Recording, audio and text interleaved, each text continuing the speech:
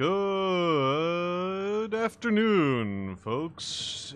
It is I, Almontas, former professor, current VTuber, currently very sleepy, currently looking forward to this lecture. Today, we are discussing the Catholic Church in Mexico, in New Spain, that is to say, which will become Mexico at some point in the future. As it currently stands, this is going to be part 3 of our lecture series. But let's back up a moment, and first of all, let's say hello to all the lurkers. Hello to all the chatters. Hello to the VOD watchers. Hello to future Almontas editing this and trying to cut it down into something reasonable that somebody might actually watch. Hello to all, and yes, this is somewhat appropriately timed of all of the lectures I could have done. This is, after all, I'm just noticing some things about how my mouse moves on the screen. This is, after all, Good Friday. As I have mentioned a couple of times before, I was raised Catholic. I was raised Irish Catholic, not Mexican Catholic, but I was raised Catholic in these Los Estados Unidos. And so this one's stuff that I am, to me, feels intuitive. To me, a lot of this stuff feels intuitive. And I know that I have talked with some folks around here about what that experience is like and how that is different from not just mainline Protestants, but evangelical Protestants, and how people experience those religions. And, of course, I am a person who tries to be... I try to be sympathetic and understanding to other people, and so I feel like I see the virtues of the practice, even if I am not myself religious. I do not follow the Catholic belief structure. It is, it's present in my life, I am aware of it, and the thing I tend to say about the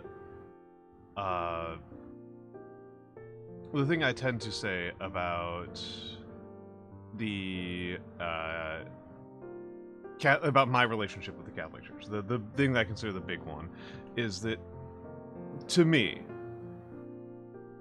I grew up with it, and it's just going to be embedded in my mind for the rest of my life. That it just kind of shapes my identity in a really profound way that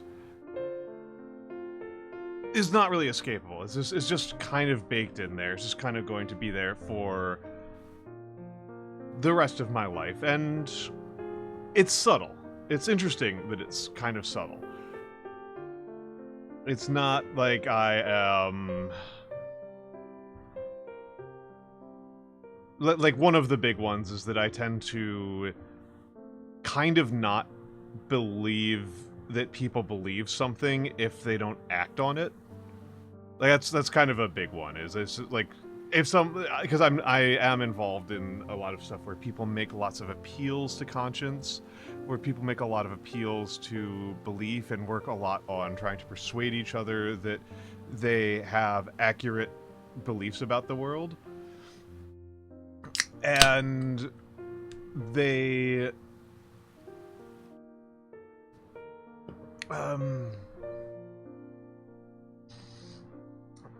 And if I see somebody who states a belief and then they don't do anything with it, I kind of just treat that as... Well, I'm gonna use the phrases, actually, that the Catholic Church uses. I tend to treat that as a dead belief. That's not a real belief that a person holds. It's just kind of a detail. You know, it's trivia about them. It's not something I need to actually care about. because they don't care about it, right? If they cared, they would have done something. And so, like, that's one of them, and another's it's like this weird subtle thing where I tend to view morality as pretty universal. And it is an interesting feature. Hello, Hana. Welcome in. I was just kind of describing a little bit about how I grew up Catholic, American Irish Catholic, and it is interesting that that's had a bit of a subtle influence on me. And one of the results of that, combined with the anthropology background, honestly, I think these two things kind of meet here, is that I think I am much more sympathetic to the Catholic Church and the practices that Catholics do as people than is typical for particularly Americans. Americans tend to view the Catholic Church as uniquely and outstandingly and radically more evil than any other religious practice.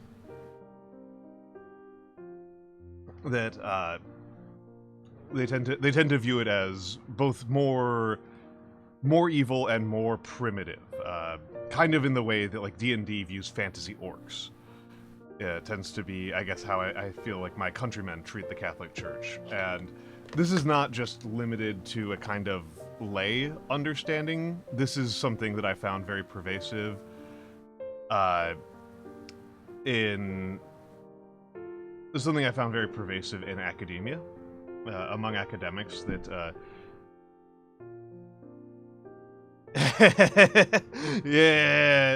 yeah, how you doing, Emperor's Armpits? Yeah, Emperor's Armpits correctly evaluating the ethnicity, the joke, the American joke, which is impressive. You are very Americanized. I learned this joke from Robert Anton Wilson, who, it was an old joke by the time he was around, and Robert Anton Wilson's much older than me. He died decades ago. You're super Americanized, and there's a joke in America that my ethnicity is Irish Catholic and my religion is the Democratic Party.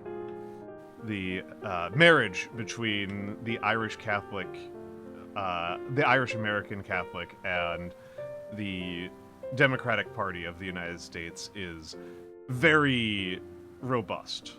It's very, very robust. It is, in terms of actual voting outcomes, it is not the most robust linkage between either an ethnicity or a religious identity and voting patterns, but in terms of history, it is like the oldest and like longest running one. It's the big one. It is worth remembering that probably the strongest one in terms of current predictions are going to be the connection between being black and voting Democratic and being white evangelical and voting Republican. But it's worth remembering that white evangelicals are who got Jimmy Carter into the White House in the 70s, whereas the Irish Catholic to Democratic pipeline is like 150 years old. So it's like robustly 150 years old.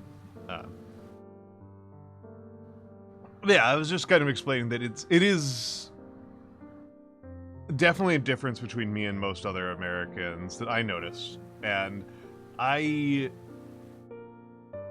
don't believe in it.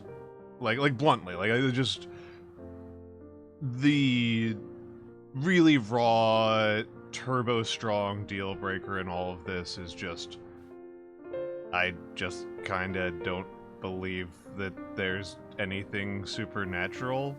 I just don't believe in God.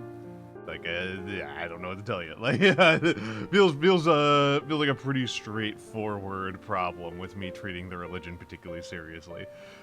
So that's definitely going to impact that relationship. But regardless of that, regardless of my feelings about it in the here and now, about the religion, that is to say, I still find myself rather patient with and sympathetic to, particularly to Catholics as a group of people, in no small part because it's very hard not to notice as an American that the objection that American culture tends to have to the Catholic Church is associating it with ethnic minorities, specifically Mexicans. That the Catholic Church is a superstition in a way that other churches are not because of its association with immigrants from poorer and less white countries. And it's kind of hard once you start noticing that to sustain the stereotypical American stances about the Catholic Church, where the Catholic Church is, again, uniquely evil and uniquely superstitious in a way that the Southern Baptist congregation isn't, or the Church of Latter-day Saints isn't, or the Quaker meeting isn't. And I don't find that to be a reasonable thing to believe. I'm getting slightly political on Maine here, slightly political and slightly personal on Maine. As you probably can tell from just the kinds of cultural references I make and such, I was of a very prime age when the New Atheist movement was a big deal. I was a very prime age for Richard Dawkins and those guys. And their kind of whole critique that, religion is uniquely an evil force, and then it was very easy to watch those same men defend torture and defend genocide and defend very explicitly, run interference for and cover for sexual harassers and other creeps within their own community on the basis that, hey, they're members of our community and therefore they can't do evil. And once you start seeing that, it becomes difficult to take them super seriously. And the critique felt very hollow, and between that and the anthropological and sociological background, where my gut instinct in pretty much any situation is to look at people with an eye towards sympathy and an eye towards patience, and accept that even if I don't agree with somebody, they are still having a life that is as important and as dignified as mine. And why would I refuse to extend that to people who belong to a religion that I left? Why would that make them special? Why would the fact that I personally left the Catholic Church make it special as opposed to Quaker meeting, for example, or Shintoism or Hinduism? Why would I carve out a special exemption for them? And so I don't, and at least I try not to. And this, definitely puts me on a different side on talking about Catholic issues than is normal for Americans. And I'll probably talk about this at a later time, but one of those things that I don't know if people outside of America are particularly aware of this is that the Catholic Church in America is actually... Catholics in America are actually really, really strong, politically speaking. They're actually wildly stronger than they should be, but not in a way that helps people. Not in a way that aligns very much with the Catholic Church itself, which is interesting. the big thing is that the majority of our Supreme Court is Catholics, but they're kind of insane. And they run the gamut. Like, the two most divergent justices are both Catholic. It has not led to the Supreme Court's the Supreme Court justices having a unified Catholic vision in accordance with what the Pope wants for America. One of them, the most liberal justice and the most conservative justice, are both Catholic, and it's weird. It's very, very weird. It's very, very weird.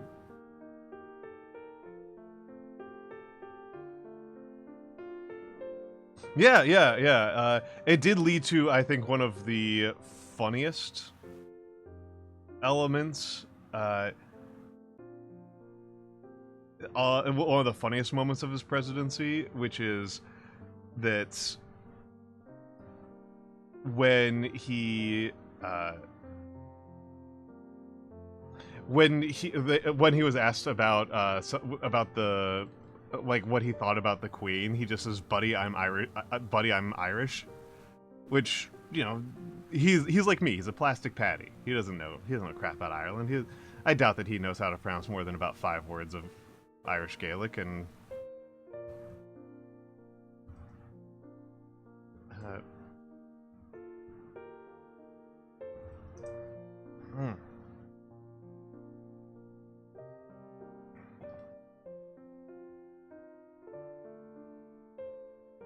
All right. So,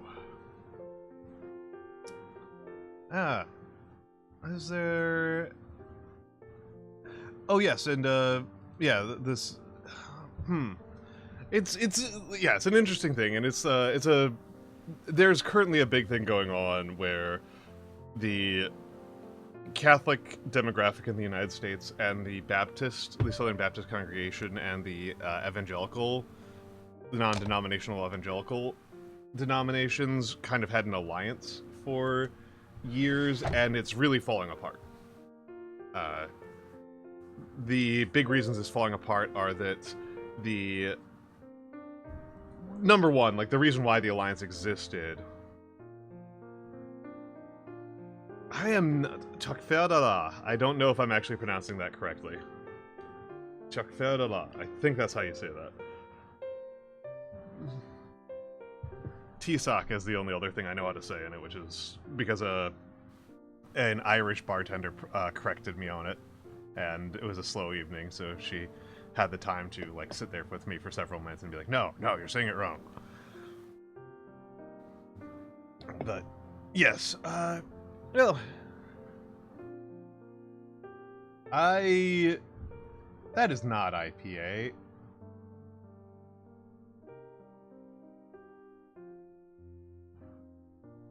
Man, what a goofy world we've created.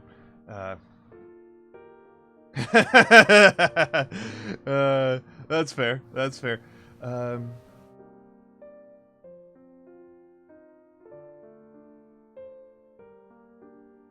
Yeah, that's fair. I mean, the phonetic alphabets are always a pain in the ass to read. I can kind of read American phonetic alphabet, which is not helpful because it's only used for Native American languages. So it's just not like it's a pretty narrow range of use cases. Pretty narrow range of use cases. Yeah, I don't know. It's interesting, and it's interesting to see in America that, like, this alliance that has really defined a lot of my life. My family's very much from the liberal Catholic side, but this alliance that was a very defining feature of American life for decades is really falling apart. And one part of it is that the motivating factor for the alliance was to ban abortion. Was to overturn Roe versus Wade, and Roe versus Wade has been overturned, so the major motivating factor for the alliance is kind of over. And other element of it is that the increasing importance of immigration in American politics, and by immigration they very specifically mean immigration from the South. Good morning, you and I. How are you doing? I can only imagine that you are sleepy as heck. You are sleepy as heck. I'm just kind of rolling up by talking a little bit about my experiences with Catholicism and being Catholic in the United States in this day and age. Okay, I won't. I will simply pray for your alertness and awakeness. I'll simply pray for you to feel better. But yes, mostly what I was saying was that yeah, I find it interesting to watch this, and the other, yeah, like I said, the other big element of this is, one element was the removal of legal protections for abortions, and the other is immigration, and specifically preventing immigration from non-white countries. And I don't think this should surprise anybody. The Catholic Church is very pro-freedom of movement. They are very, very pro-freedom of movement, and so border walls are not something they consider acceptable, and in particular, laws that would really discriminate against Catholics specifically would also not be in things the Catholic Church would want. So the alliance is starting to fall apart. It is also being accelerated. There's an odd thing where this alliance and the tolerance for it on the Church's part means that there is a whole new generation of weird America-specific heretics in our country, and it is, man, I don't know what to say about adult converts to Catholicism. They're an odd bunch. They're an odd bunch. And I know some who are normal, and then like I was like, why I would talk to people online like, what is this thing about adult converts to Catholicism? Like, why I know some and they're fine, and then I ran into the ones who are very online, who are turbo online, and are like, yeah. I mean, it's this is something I'll talk about some today. The Catholic Church is an old, large, powerful organization, which means that it frequently places itself, and is placed, it is not powerless in these situations. It frequently places itself in situations where it has completely contradictory obligations, where it doesn't, where it is trying to do two things that are just fully incoherent with each other. And that's common. That's for the Catholic Church. That is a common thing to happen in the Catholic Church. It is not good for the Catholic Church. It is certainly, it causes a lot of cognitive dissonance if you are a true believer, and it is, I think, kind of the nature of exercising power in this world, that you are always placed in these miserable situations, and it is part of why the trolley problem is kind of a not very useful ethics thought experiment. It's not a completely useless one, but it's also not as illuminating as I think people would like it to be, because you are rarely really placed in a situation where your choices are do good or do more good, or do evil or do less evil. It's much more often you just flat out have conflicting principles that don't coordinate at all, or you have to weigh your own interest versus your principles. And if you are doing purely thought experiments, if you're doing just pure in a laboratory thought experiments where your skin is not on the line, it's very easy to just go, oh yeah, I would...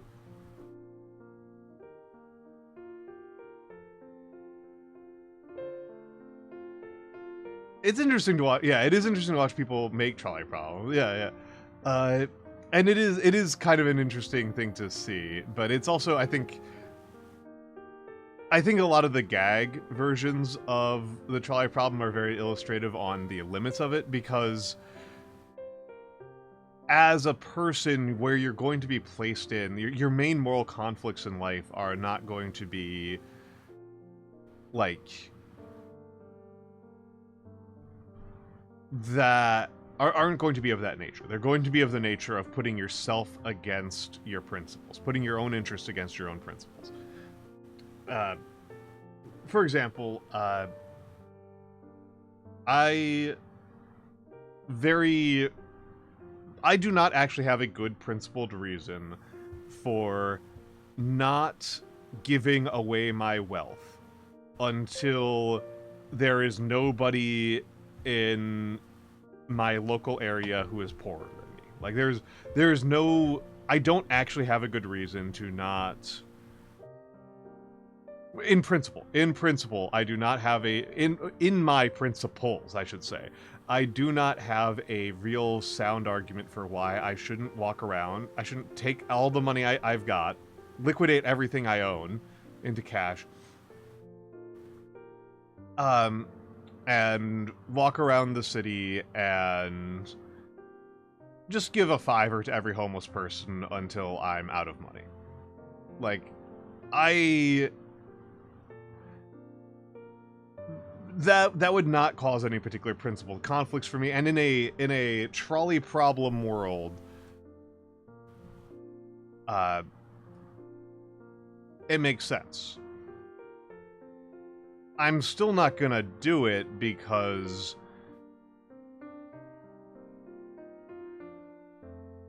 Well, for a lot of reasons, but the basic one is that I don't want to be homeless. Like, that's the real one. Like, that's the real one. Is, I do not see me ending up homeless on the street as being something that... Well, again, like my own, just for me, I've been in bad situations before, and I do not want to end my days on the street. I am very invested in not ending my days freezing on the street, and certainly not interested in accelerating it. I don't see that being a good idea, and that's really it. And it's I don't think... This is the part that I always find kind of as a useful point to this, is that if I were to treat my ethics in terms of trolley problems, I am just being evil by living in a dry room and doing my laundry on a regular basis. I am doing something bad. But I don't actually think anybody thinks that. I do not think anybody actually... I think that only the most bad faith, obnoxious debate head blowhards would actually call me out for that. I do not think any, like, real living people... I don't think anybody with remotely normal ethics would get mad at me for just, like, trying to live my life and be okay.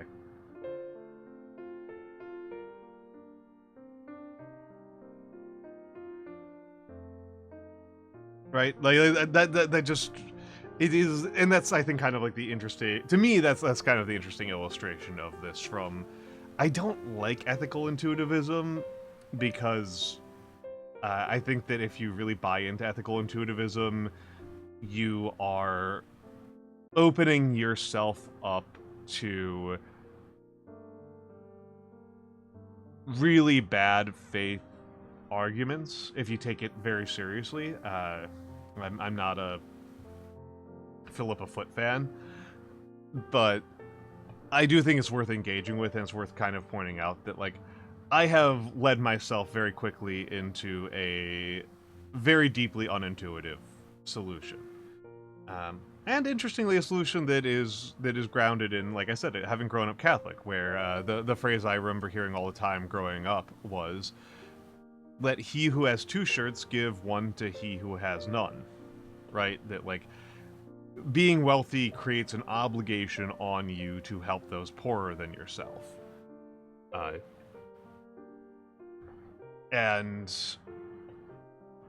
I don't really know too many people who think that I am at the level of wealth where I have dramatic obligations. I have met such people who think that the level of wealth I have, where I am a lower middle class American, creates strong obligations on me to take extreme action. But my experience has been that those people, the people who are making that argument, are profoundly dishonest. That's been my experience with them.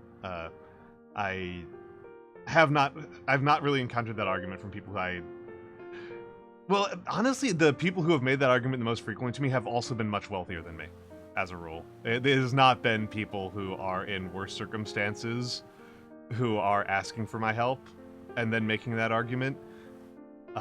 It has happened. There has been the occasional time where somebody has been in that situation. It has much more often been people who are much more privileged than me, arguing that I still have too much privilege, and that I have an obligation to just to light myself on fire to keep somebody else warm. And so, yeah, it has been. It has been. Again, I do not find them to. This is part of why I've not found the argument super. Why I don't take the argument very seriously from other people. I kind of take it somewhat seriously from myself, and that just makes me depressed. But that's just me being Menhera. But yeah, it's part of the reason why I don't take it very seriously from other people is that more often than not, when I've encountered it, it's been somebody who is substantially wealthier than me. Usually not even working class. Usually above working class. Using in the Marxist sense of working class. Usually like. yeah. I mean, I recognize that as a middle-aged man with a lot of life experience, I am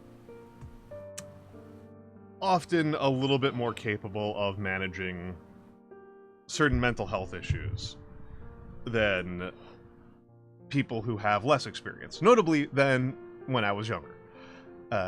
And that the ways in which I have mental health problems are not, I think, the ways that most people picture it who are talking about it publicly. I am not prone to manic episodes or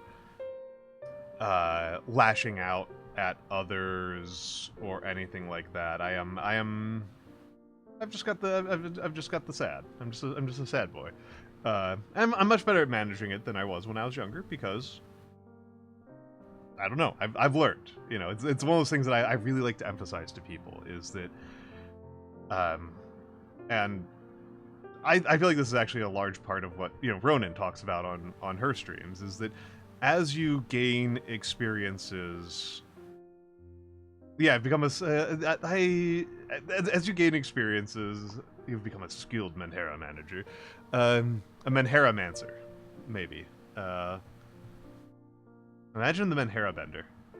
That's a hell of a concept right there. But it's you kind of start to learn. Yeah, you learn to manage yourself. You learn to figure out Well, the thing is, like, that resource has to be shepherded, right? Emperor's Armpits. It is what is resource. That is a resource that can be expended, that can be worn out, and it's not just knowing how to tap into that. It's knowing how to manage that. It's knowing how to avoid triggers. That's something that you kind of learn. Is you learn how to avoid triggers, and you also learn which triggers need to be managed and which ones need to just be avoided, and which ones need to be fixed. Like, you kind of learn these things over time, and not everybody learns them at the same pace, and not everybody learns good things. It's not like a straightforward, easily linear path, but having more life experience definitely makes it a little bit easier. What did you find in EU4? What did you find, Hana?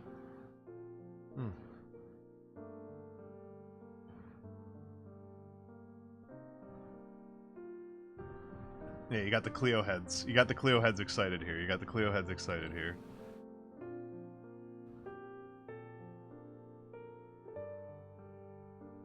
So let's hear it. So looks like they changed it so that if you have Zoroastrianism, even as a relative majority religion, you get a decision to adopt it for 1 stab and 10 legitimacy if you got it via rebels. That is not a lot. That makes it pretty easy to convert to Zoroastrianism. That's interesting. 1 stab is not a bad hit. There are much worse hits than 1 stab. How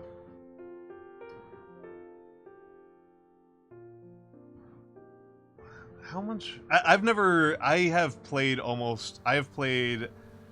90 to 99% of my playtime. You gain stab. Okay. That's and also, yes, you are correct. That's a pretty funny quote out of context. Yeah.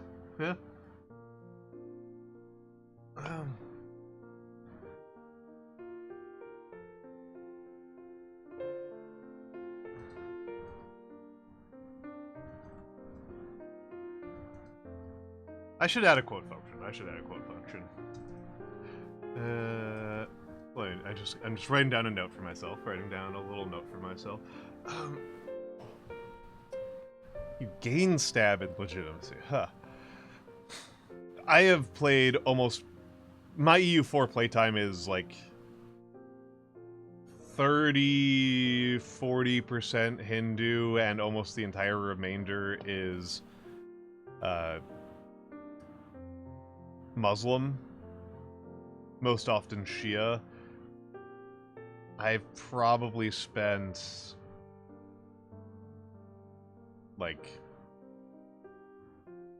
I've spent a pretty trivial percentage of my game time as anything else. You certainly are. If you are playing AQ in such a way that you are thinking about going Zoroastrian, I mean, that's actually a fairly straightforward one to me. I think AQ into Zoroastrianism is relatively straightforward to me mentally. That's not as confusing as people doing stuff like I don't know, AQ into Jewish, for example, would be a more bizarre one, or like all the people who keep on doing like, what is it, Navajo Finland? Is that the one that was really meta for a while? Not going via Persia. Okay. Well, yeah, they've got the Persia tree. That feels fairly straightforward. That feels very straightforward. I don't understand it for shit, Emperor's Armpits. The EU4 subreddit has taught me that when an EU4 player says, the next several sentences are going to be the most insane thing that you have ever heard in your entire life. I am still thinking a lot about there's a group of people who are trying to maximize defensiveness on the subreddit. Like that was their thing, was like how, like what level of defensiveness can we get up to? And the pathway this, I want to emphasize, the guy who described this pathway described it as pretty simple.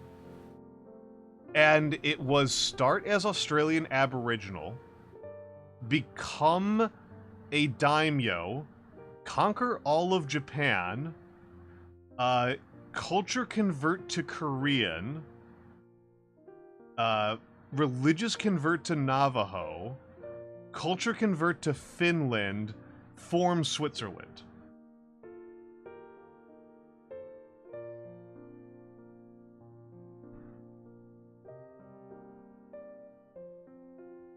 Like, what? Like, what are you talking about? What are you talking about? Yeah, right? It's, I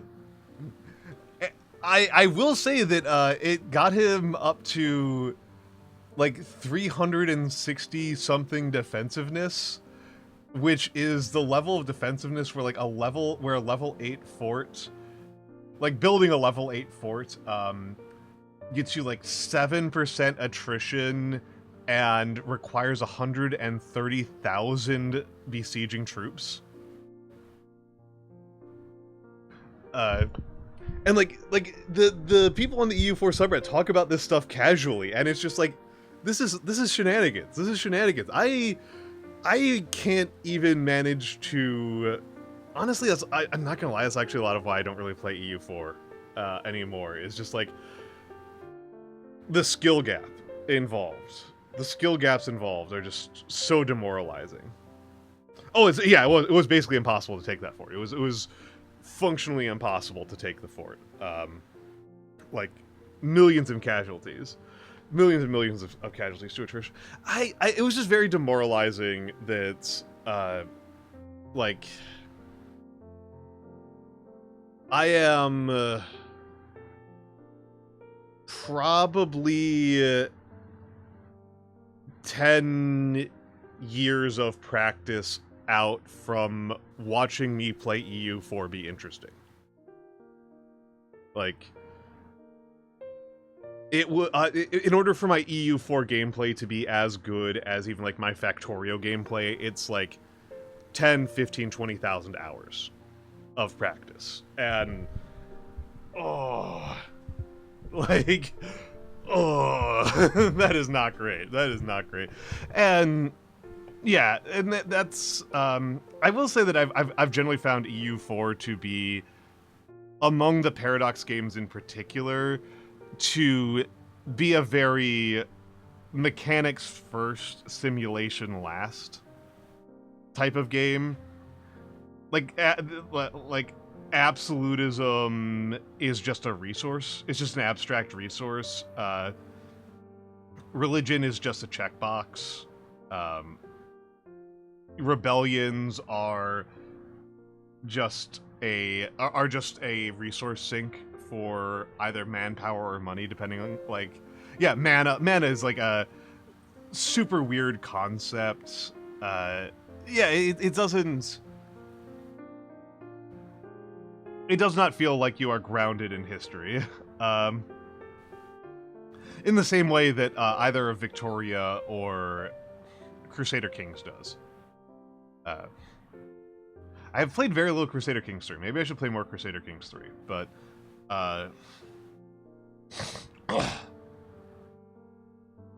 you have peeped at that Project Caesar log.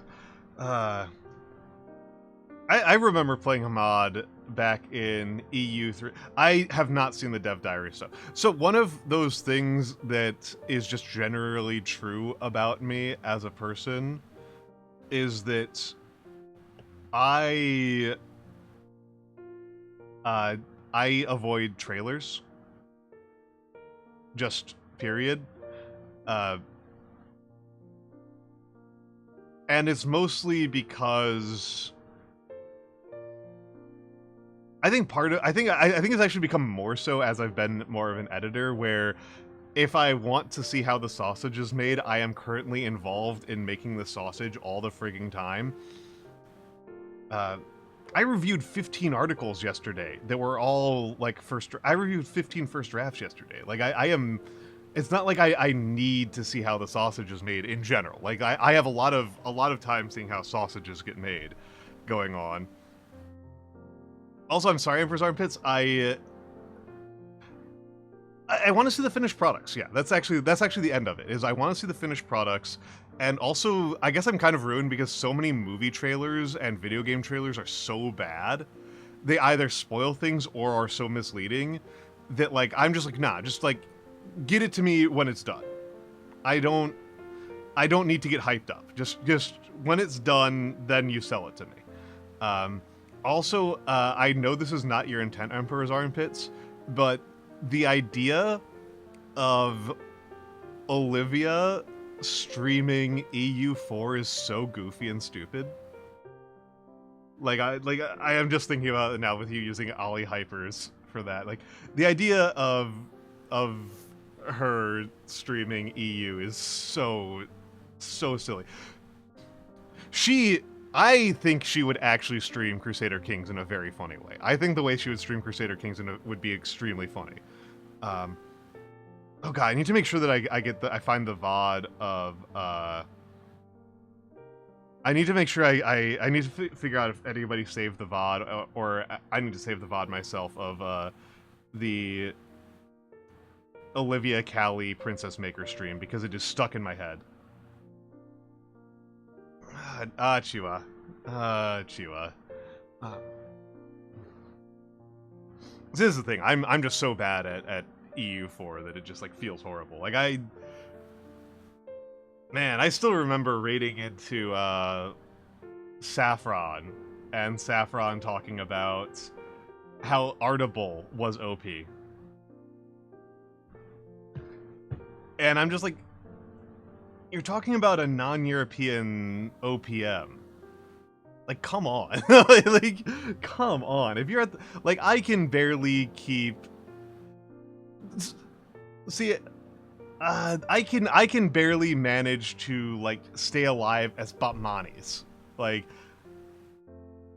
I am so far off from even being able to form Nepal starting as, like, one of the larger, starting as like Gurkha. Like the idea of actually like doing decently as Artable is ludicrous to me.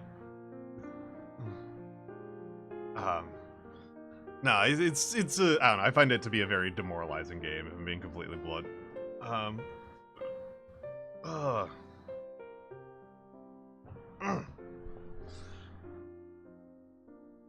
Artable.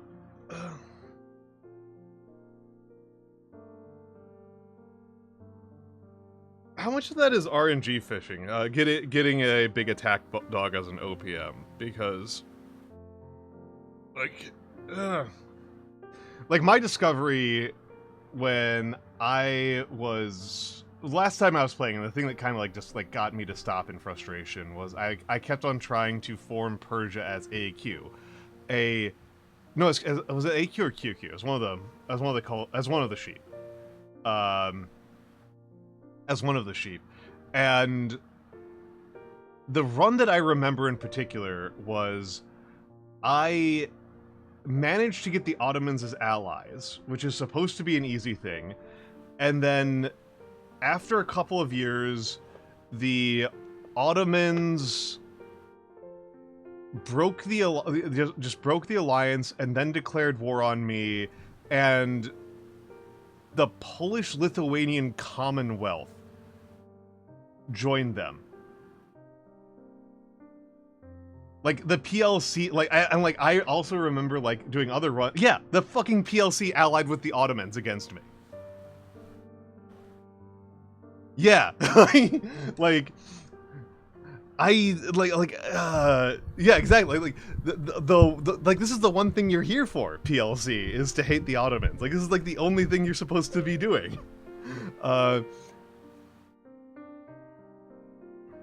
And like, yeah, the Ottomans start hating you, and I tried so many different things. I tried PLC, I tried Muscovy, I tried Egypt, I tried the fucking Timurids, and all of them refused to honor the call to arms.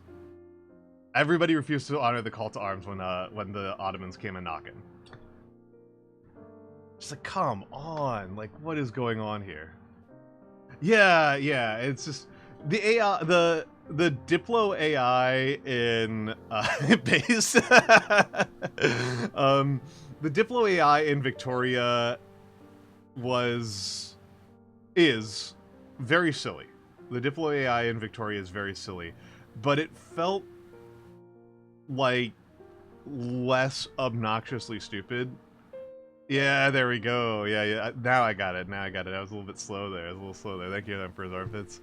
Yeah, because I was the sheep.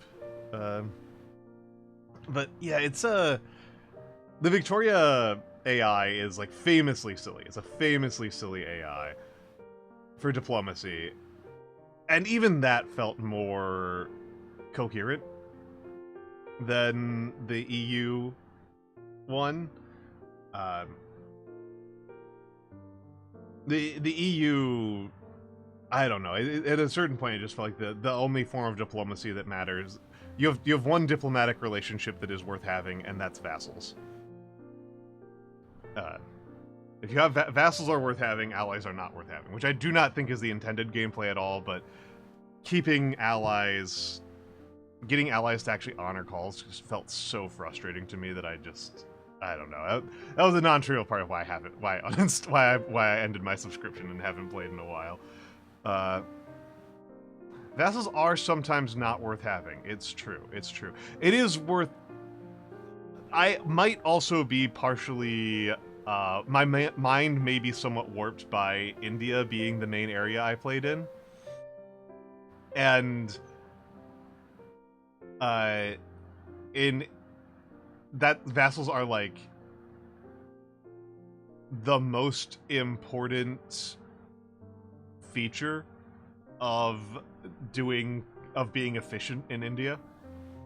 If you're trying to conquer efficiently in India, it's like if you do not go religious, you have to go influence. You have to choose one of those two. Like it's if you are not doing influence or religious, you're doing a really weird gimmick run in India.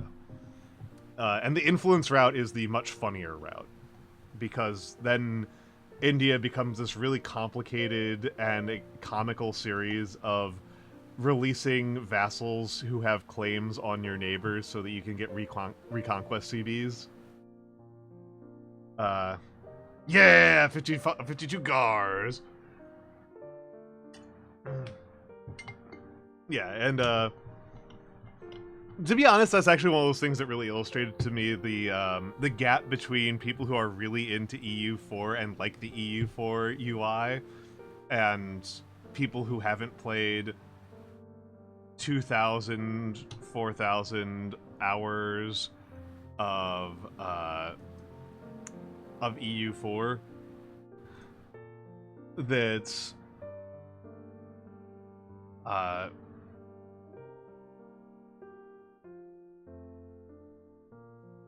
thank you. Oh my god, people who are used to the game are like they're like, oh, this is like the best UI ever. And it's like the thing that I need if I'm in India, the thing that I need is I need a table of all of the tags and their cores. Also, it's also like one of those things that the thing that like really cemented it to me as a comedy is that the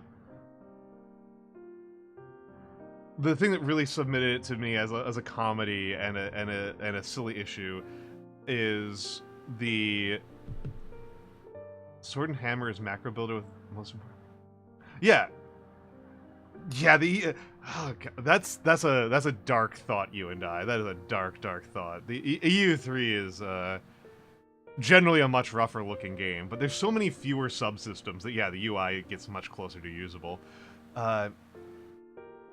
Yeah, the sword and hammer is the macro builder. The part that, like, again, I mostly play outside of Europe, and so one of the most important mechanics in the game is deving for institutions. A thing they do not tell you is in the game, and that is hidden behind multiple menus.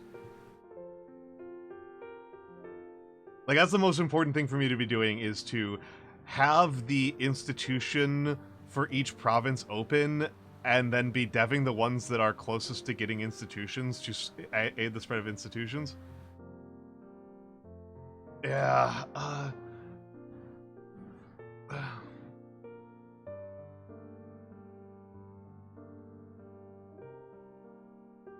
and it's so goofy. It's so goofy.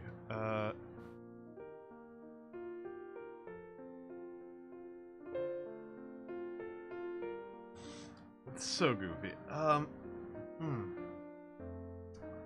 Oh yeah, and I'm actually gonna give you. I'm actually probably going to be actually doing some gaming streams in the next couple of weeks. But it's not going to be Paradox games. I have felt inspired. You've already gotten you people have already gotten a hint of what I'm going to be playing. I've already hinted about it on stream. But there's a game that a certain bug and a certain dog have been playing that I have a lot of nostalgia for, that I feel like playing on stream, and I'll probably start doing that Monday. Because, I don't know. I'm feeling nostalgic for it. Though now that I'm even saying that, it's like, maybe... Would it be funny for me to do, Tales of Symphonia? Would that be funny? I haven't played Tales of Symphonia since it released. But would that be a funny one? Mostly for the comparison with Ronin. Oh yeah, how long have I been yapping for? Oh shit. Over an hour, almost an hour and a quarter. I am jealous of some of those old emotes. I should, because it would be good for me to have it would make sense for me to have an old emote, but what would even be different? What would even be different? Like, I like this one a lot.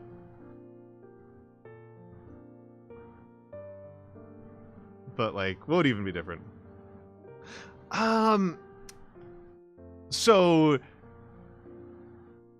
I think at this point it's kind of a meme that like it's spreading because of meme-ness. It is spreading within the context of it being understood and parsed as a meme. It is a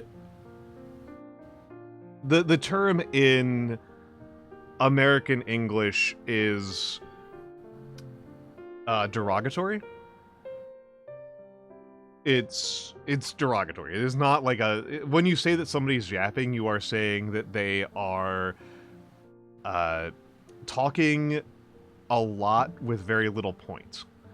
And the reference is to, like, the thing that yaps more so than even people are small dogs. A small dog who can't stop barking is a yappy dog. And that is the main kind of cultural referent for what it means for somebody to yap. And so when streamers are doing it, they are being somewhat self-deprecating. That, like, the people I know who use it the most are Matoi Mia and Berrybug, and those are two people who are very self-deprecating in their presentation. They are people who are very self-deprecating and very silly billies. And they are being deliberate about the fact that they are they're positioning themselves downward. That they are using terminology that is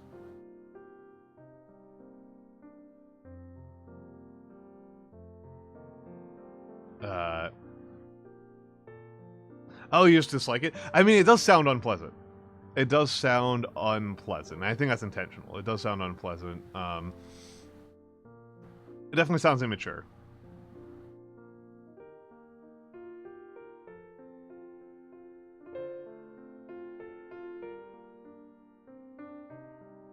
Yeah, it definitely sounds immature.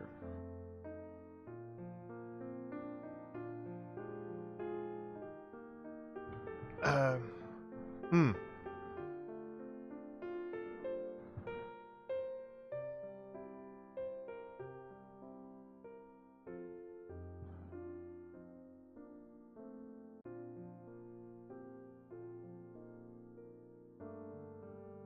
Hmm.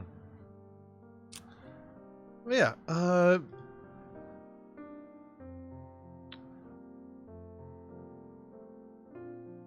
I think that's a good warm up. Thank you all for indulging me in my warm up for lecture. Uh, I'm gonna hop on over to the live feed, and we can start talking about the Catholic Church in New Spain. I had intended to talk more about some other issues with like race and culture, but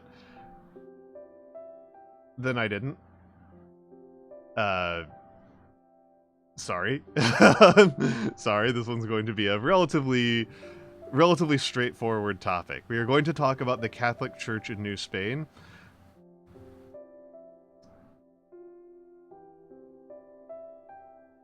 I should watch Froggy more often. She's very cute. She's very, very cute.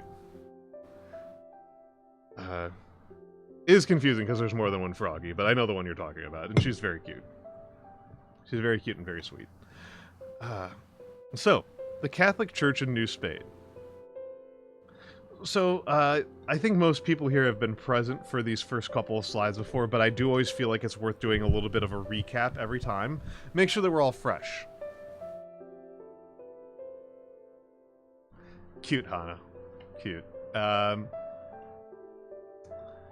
So, what are we talking about when we say colonialism? Again, colonialism is, the economic, political, military. Military is very important to this. Sometimes people try to talk about colonialism as separable from the military practices, and this is asinine. This is asinine. If you're talking about, like, neocolonialism, you can talk about neocolonialism without military being that important of a factor, but you can't talk about traditional colonialism without military being an extremely important factor. In a lot of ways... Wow, Hana, that is a messy set of PUs. In the early modern era that we're talking about, and the normal form of colonialism, you cannot separate out the military element of it. Arguably, it is the purest form of politics, which is doing economics at gunpoint.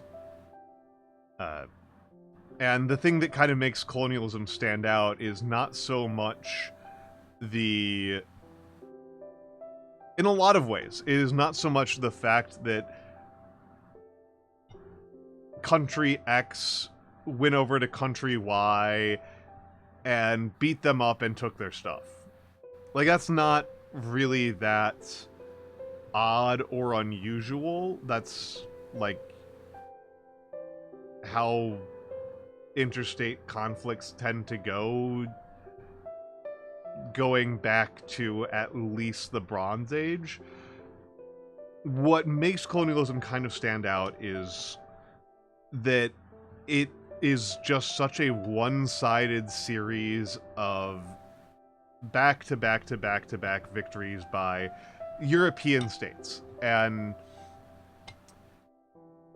that's what makes it kind of weird. Just this kind of how lopsided the results are. How incredibly lopsided the results are. And how much they were driven by the specific cultural and economic and political and technological factors of the last 500 years, and how they have driven those 500 years. So, I might just do a stream specifically on the Great Divergence, I might actually do it as like a prepared YouTube video, because The Great Divergence is such an important book and I talk about it all the time, and it might be good to have an explainer and a review of it that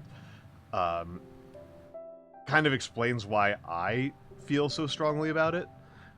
And it gets into that. That is what the book is about which of those tech advantages mattered. Which of those cultural advantages actually mattered, and which ones are red herrings. Which ones are not actually unique or specific to Europe, or didn't actually have that much of an impact. But it's unusual, and it's weird that Europe had these advantages. And so we're not talking about just like any time a country beats up another country. We are not talking... I'm saying all of this to say that colonialism matters not just because of the principles, but because of the scale. It's not just that, like, in theory or in principle these things happened. It's this question of, like, well, why did they turn out the specific way they did? It's the specific outcomes that make it worth investigating. I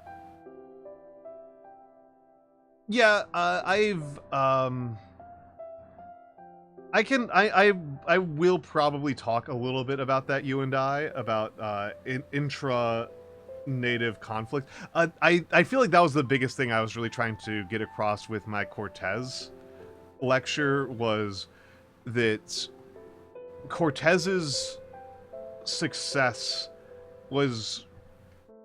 had less to do with him being able to marshal the Spanish state against the Aztecs, and much more with him being able to coordinate, be a coordination point for intra-indigenous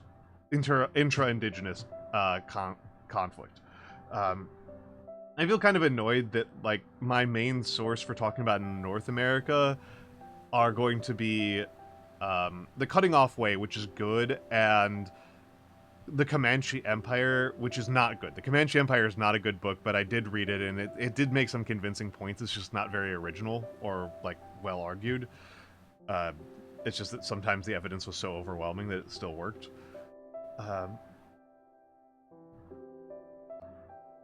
So this is what me and you and I were just talking about, and why I mentioned The Great Divergence, because this is so weird, right? This is such a weird thing that at the start of the early modern era, at the late medieval era, Europe is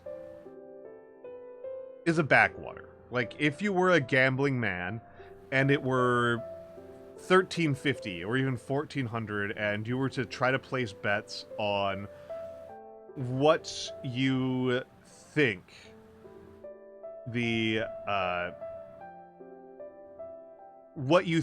next 400 years are going to look like, it would not be reasonable to say that some cold, windy isles and bogs in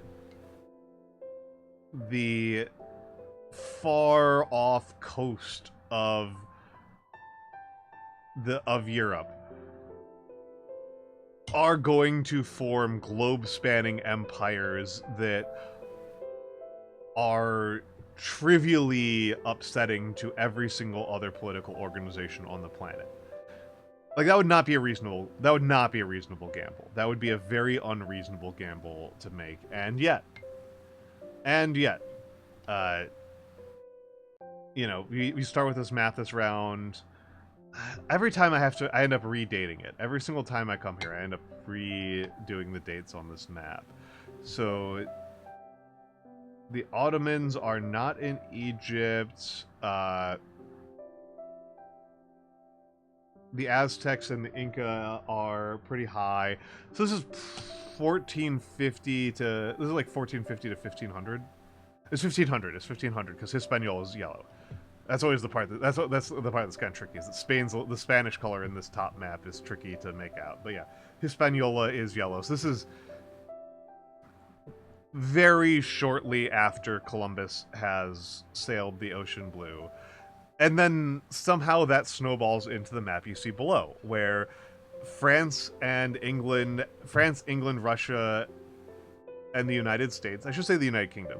The United States, the United Kingdom, Russia, and France own the world. Like, anybody who is not one of those four powers is extremely at the mercy of those four powers. Germany is trying to disrupt the situation, but as we will see, they do not succeed at it. China is in principle very large, but completely incapable of disrupting it. Japan is somewhat capable of disrupting it, but as we will see, they kind of hit a peak, an early peak. And so something changes, and things get very weird, and that's an essential part of this story. And investigating what changed and why it changed is, to me, that is the hardest question in all of history. That is the big, hard question in all of history. And I always like pointing this out. Modern here means 1500s-ish. For my purposes, I am generally using 1492 as the start of modernity. But you can see other dates are in use here. 1444 is that EU4 heads. That's the EU4 date, and that's for the Battle of Varna. Because EU4 is trying to tell the story of the Ottoman century. They're trying to tell the story of the Ottoman Empire. Whereas 1453 was the older EU start date for the fall of Constantinople. Yeah, and these later dates are all Protestant Reformation dates. And as I like to say, this is a Europe-specific concept. The things that... Several of the changes that happened in Europe were things that were already present in other countries, right? The use of slow, sloped, rammed earth walls, like, that's just been how everybody made walls outside of Europe. Europe is the one that undergoes a radical change that leads to rapid state centralization and radical military change in a very short period. Other countries, this was a much more gradual process, and again, even as late as 1400, you would not look at what's happening in Europe and be like, oh, by 1800, even small European countries will be a complete military overmatch for the Qing dynasty. Like, that would not be a reasonable bet to make, given what anybody would have known in 1400. But Europe successfully made their modernization everyone else's problem. And so vanilla colonialism is on the closer end to what we're talking about. So Mexico is very messy in this context. Mexico is very, very messy. So, and this is the default form of colonialism, is that you just kind of parasitize the local government. And this is something you see even in neocolonialism, that in a lot of what makes neocolonialism function, and I don't know if I'll ever get around to discussing neocolonialism, but it's a great book. Neocolonialism, and regular colonialism, you don't actually want to remove the local government. You want the local government to be largely intact. You just want it to serve your interests. And the very simple way to do that, and this is, for example, what the British Raj did, is you just bribe local rulers, and if they're obedient and loyal, you commit your military forces to keeping them in power. And this is an old technique. This is an old technique. This is what the Hittites did. This is what the Romans did. This is the central... The basic element is the central thing in Roman power. That you kind of ad hoc the government that you end up using as the colonial administration. And you try to leave as much of the existing systems in power as you can.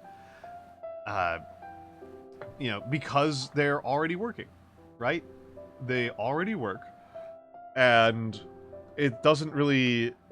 You just want them to work for you. You don't want them to stop working, you don't want them to be replaced, you want them to work for you.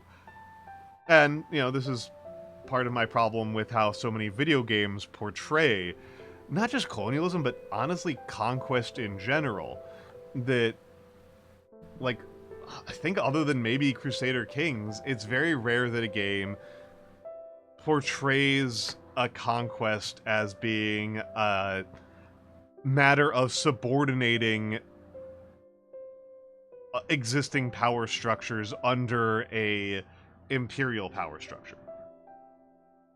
I don't really know any games that really do that other than Crusader Kings, and yeah, it makes me frustrated because it gives people this very weird impression of how these things work, and it makes them vulnerable to the claim that gets made, sometimes somewhat seriously, that, like, colonized governments were not really oppressive or suppressive, that they were, you know, it leads to a sort of moral dulling. Because if your expectation is that when the British conquer India, they do so like it's Age of Empires. They do so like it's Age of Empires, where they flatten India and kill every single Indian and replace them with English-speaking peasants coming out of the town centers. Then as soon as you encounter anything close to reality, you go, oh, this can't be that bad. Because again, you were calibrated for something that was not what happened very frequently. That said, it did happen. It did happen. It's just not super common. Settler colonialism is, of course, the process whereby the colonizing power drives off native people and replaces them with colonizers. And, you know, again, the goal of vanilla colonialism is that there is an existing political economic structure that already works, and you just want it to work for you. With settler colonialism, you are not really trying to seize the political power, you're just trying to seize the land. And this one tends to loom heavily in people's minds because America is a big deal of a country. I don't know. I feel like I feel sometimes smug and obnoxious about it, but I feel like I come across as smug and obnoxious about it because a lot of Americans are very smug and obnoxious about this, but it is just, it's the largest country right now, and the entire international political system is bent around the interest of the United States, and so that means that the United States history and cultural practices and so on are weigh very heavily on everybody's minds. You know, we tend to exert an excessive pull on every discussion that could possibly involve us. And sometimes even ones that shouldn't involve us at all, which is annoying as hell. But yeah, it's unfortunate. I think a lot of the reason why it comes across as unfortunate, a lot of the reason why I'm very cagey about it, is because I am a product of the Bush era. And in the Bush era, that was very much a meme, was Americans making a might makes right argument. That America is the most powerful country right now, is the current one global hyperpower, and therefore it is our right as Americans to do whatever we want. It's a very might makes right argument, and I think it's a bad argument. Yeah, I think it's a bad argument, and I don't think it's gone well for us, if I'm being honest. Like, I don't know, I even in terms of what would be best, not just for the world, but even just for America, I think it led to us making a lot of bad decisions. And I don't want people to think that I believe that might makes right, or that the U.S.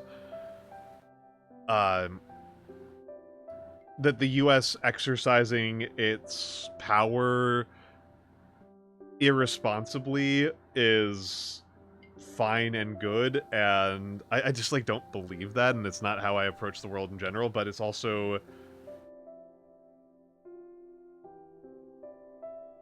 yeah, there wasn't enough might deployed harshly enough to make that. Well, and I don't see it as I don't want people to think that I am in the camp of people who think that America's current level of power is either divinely ordained or reason to disregard the wishes of other people. Thank you, you and I. That's reassuring. That's reassuring. That is reassuring. I probably deal with too many people who make bad faith arguments, but I just also want to be clear because, and again, in the context of here, this is, I think, a lot of why settler colonialism winds up being kind of a lot of what people think of as the default. And this gets reinforced through video games. That, like, because so many video games, and particularly strategy games, are, even if they're not American products, they're very American influenced. Because the original strategy games are like the Dune strategy game, and Age of Empires 1, and Warcraft 1, and stuff like that. That because that is kind of the model that was developed, and it's a very, like, American model, a lot of people kind of think that it is much more normal that wars are wars of extermination, and that's actually fairly unusual. They happen. They absolutely do happen. Wars of extermination absolutely do happen. I am not... I just want to make clear that even within colonialist context, usually you are trying to seize political and economic power. You are not just trying to seize land and discard that political and economic power. That political and economic power is useful. You don't want to just get rid of it. Imperialism we will not get to talk about too much, but in this context and for our purposes, imperialism is when you leave the victim sovereign still. So in vanilla colonialism, you remove the sovereignty of the subject politics. You remove their sovereignty, but you leave their administration intact. Imperialism, you not just leave the administration intact, you also take away you also leave the sovereignty intact, but you curtail it. You curtail that sovereignty. You are trying to be efficient about getting resources out of China by bullying them into taking trade deals with you that are favorable to you, into giving legal rights to your people. Hello, Watchdoge. Hello, hello. We are so far doing recap. I haven't gotten to the main topic yet. Mostly I spent like an hour talking about what it is to be an American Catholic. Exactly, like China and the foreign quarters. Exactly. The one that I always found the most striking about imperialism in China is the doctrine of extraterritoriality. The doctrine of extraterritoriality was a legal right initially granted, I believe, to the British first, where Chinese law did not apply to British citizens who were in China. Not just in the foreign quarters. I'm not just talking about the foreign quarters. I'm talking like anywhere in China. If you are British and you go into China and you commit a crime, you can only be tried by a British court. You are simply not subject to Chinese law when you are inside China. It's a wild doctrine. The doctrine of extraterritoriality is wild. And I will occasionally see people arguing for it in a 21st century context. Usually it is an American or British person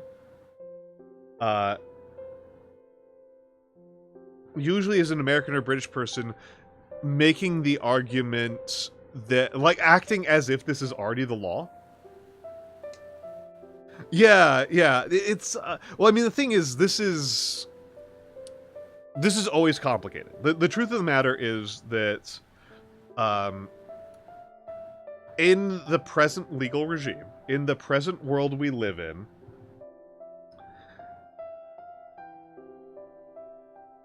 if you commit a crime in a country you are not a resident of, what happens to you is often kind of up to the existing legal agreements between the countries that you are a national of and the country you committed the crime in. So, you know, if I go on vacation to Italy and I sell a bunch of drugs, one thing might happen to me, and if I go on vacation to Australia and I sell a bunch of drugs and get caught, a different thing might happen to me, and a different thing might happen if I'm in Thailand or in India. And it's going to depend a lot on the specific countries. And there's a very well-trod thing that there are many American diplomatic posts that are very cushy jobs because your actual job is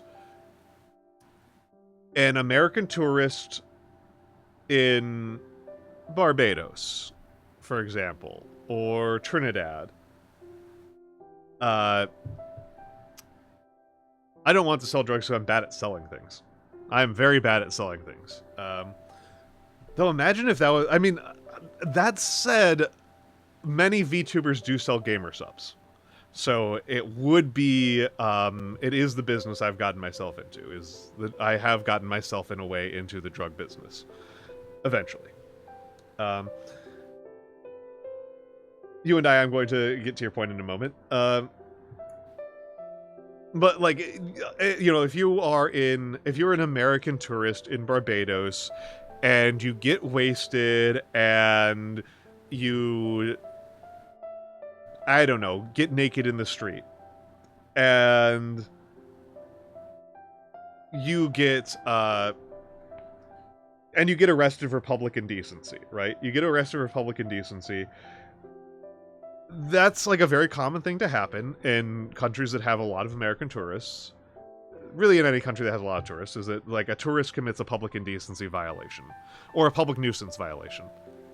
And they get thrown in the drunk tank, and it is the consul's job to get them out of the drunk tank, right? It's to get them out of jail.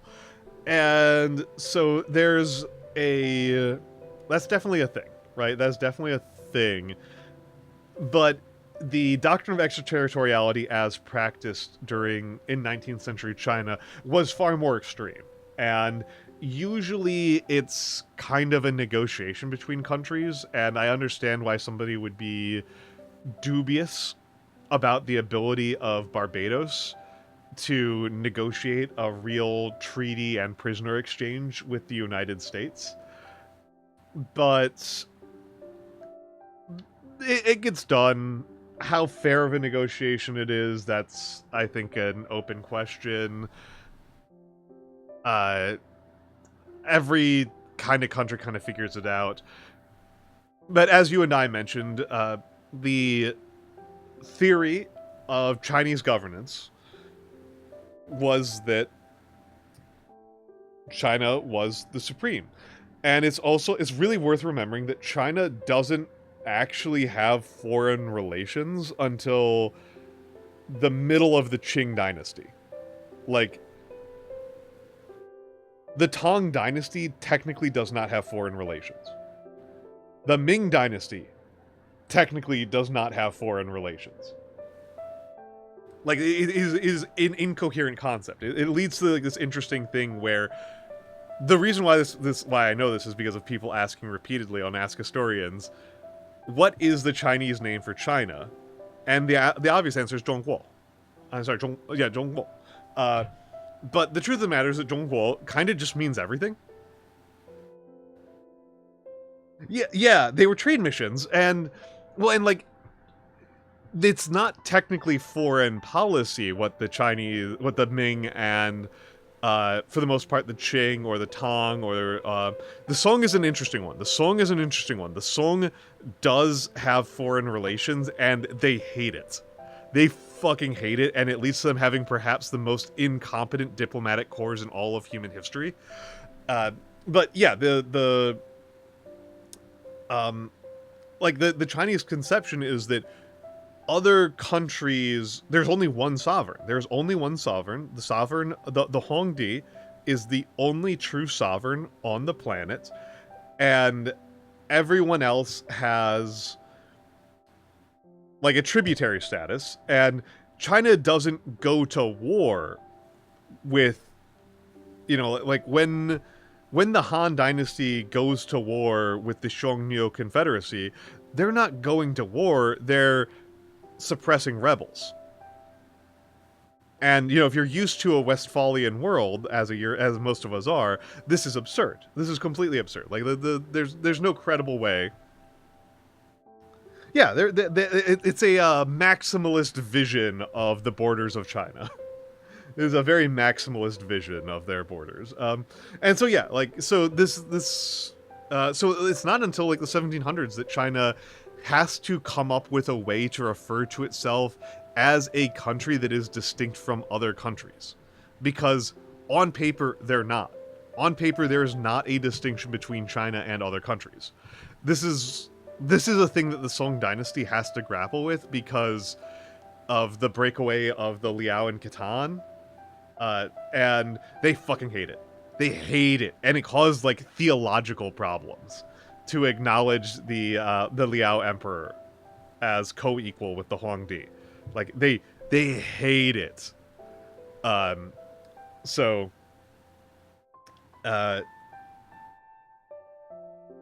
yeah, and that is a non-trivial part of how the Song Dynasty goes down in flames.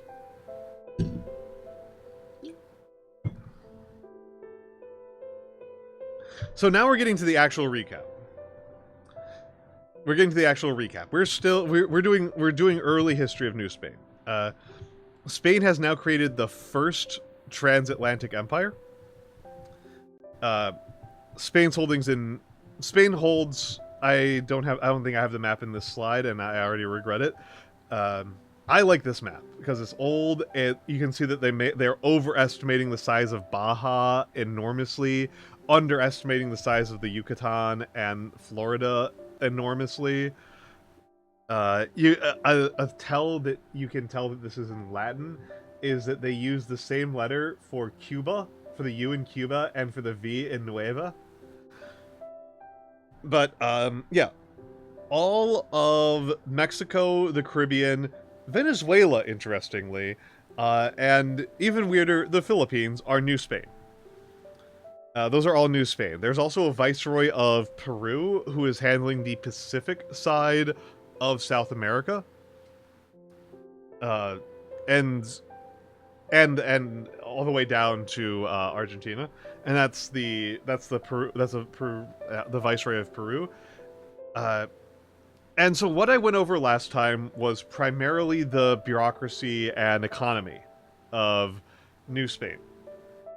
It's got a fairly formal bureaucracy. The bureaucracy, goes, there's the king, and then there's the Council of the Indies, which is inside Spain. It is not in the New World. It is physically located in Spain. And then they appoint a viceroy to New Spain, and the viceroy of New Spain is the notionally supreme leader. And again, the job of the viceroy is to enact the king's will in New Spain, is to make the Spanish king's will felt in New Spain. And they are, however, given considerable latitude to do what they will because it's very hard. The turnaround time is like a year. So in order for the new Spanish government to get anything done, they have to be somewhat quicker on their feet than waiting for a year for feedback on every single little problem. power is divested down to corregidors. There is a practice of serfdom in the early parts of the post-conquest, but that serfdom rapidly withers, mostly just because it's not as economically effective as... It's not as good at achieving what Spain wants out of New Spain. What Spain wants out of New Spain is raw resources, especially silver. They want silver. Anything else is fine. And they specifically prohibit New Spain from getting involved in any significant manufacturing. So raw goods go out of New Spain, and then they go to Spain, and then finished goods come from New Spain to New Spain. I've talked about it a couple times, and it will come up again and again and again and again and again and again and again and again and again and again and again and again. There is a deliberate attempt at imposing a rigid racial hierarchy. This imposition generally does not function very well. The biggest issue with it is that it wants to be a system where white people are always above non-white people. And the basic problem is that runs headlong, face first, into the fact that this is intended to be a self-sustaining exporter of goods. That this is an economic venture that is designed to make money for the Spanish crown, something it doesn't particularly do very well, but it is designed for that. And it's... The problem that you run into is that there are, on conquest, on the day of conquest, there are existing indigenous political and economic elites. There are already yeah, exactly, yeah. I tend to...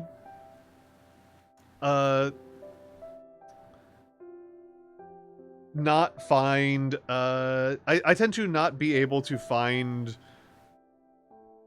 I am never able to find consistently applied racial hierarchies that actually work all that well. The Spanish crown wants there to be this rigid hierarchy where whites are always on top.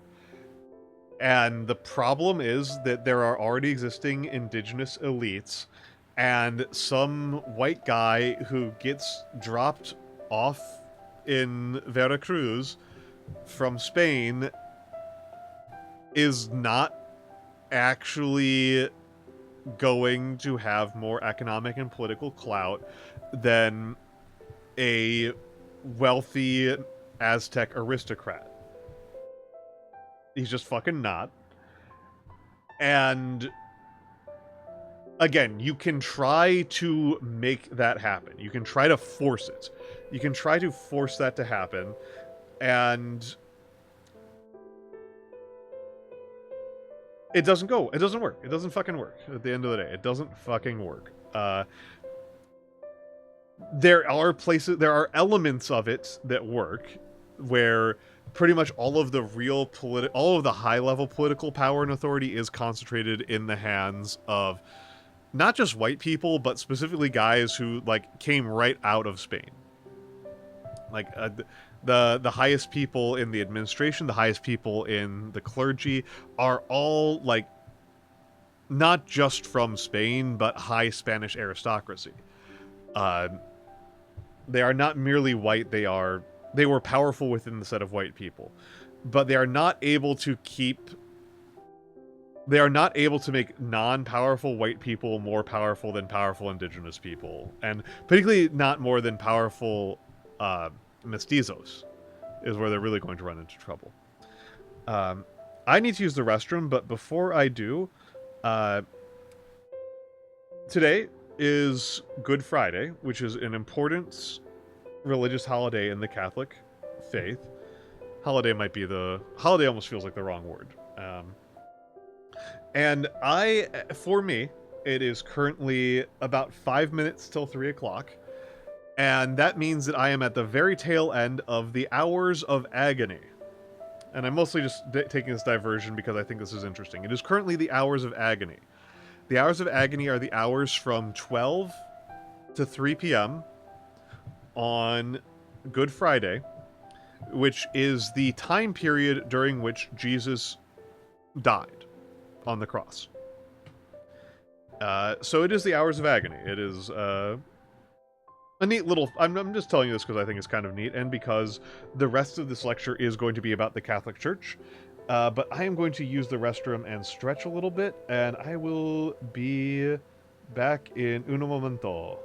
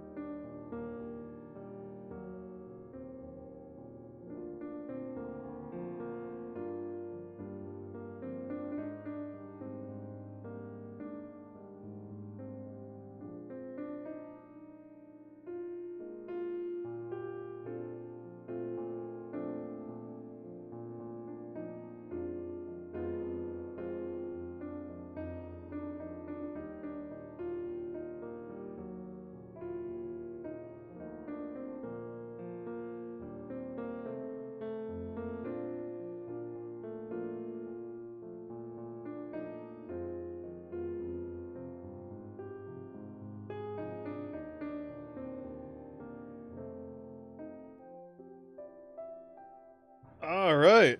All right. I am back. I am back. I am back. Uh,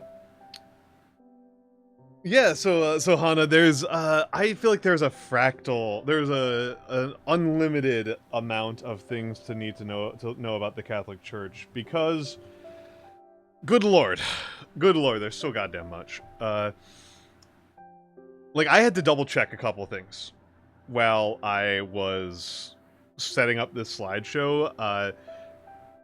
One of the ones I felt particularly embarrassed about was I couldn't, but because all of every single important religious figure, not religious figure, every single important priest in the sources I read, everybody who actually gets a name has a is a member of a religious order. And so I was going crazy being like, wait, do you have to be a member of a specific religious order in order to get ordained? And you obviously don't, because, like, you just don't. Like they're not really, like, set up that way. It's just that it turned out that all of the ones in Mexico that got anywhere were all Franciscan, Dominican, Augustinian, Jesuit. Like they just all happen to be from religious orders. And so I was kind of like losing my mind. I was like, what is going on?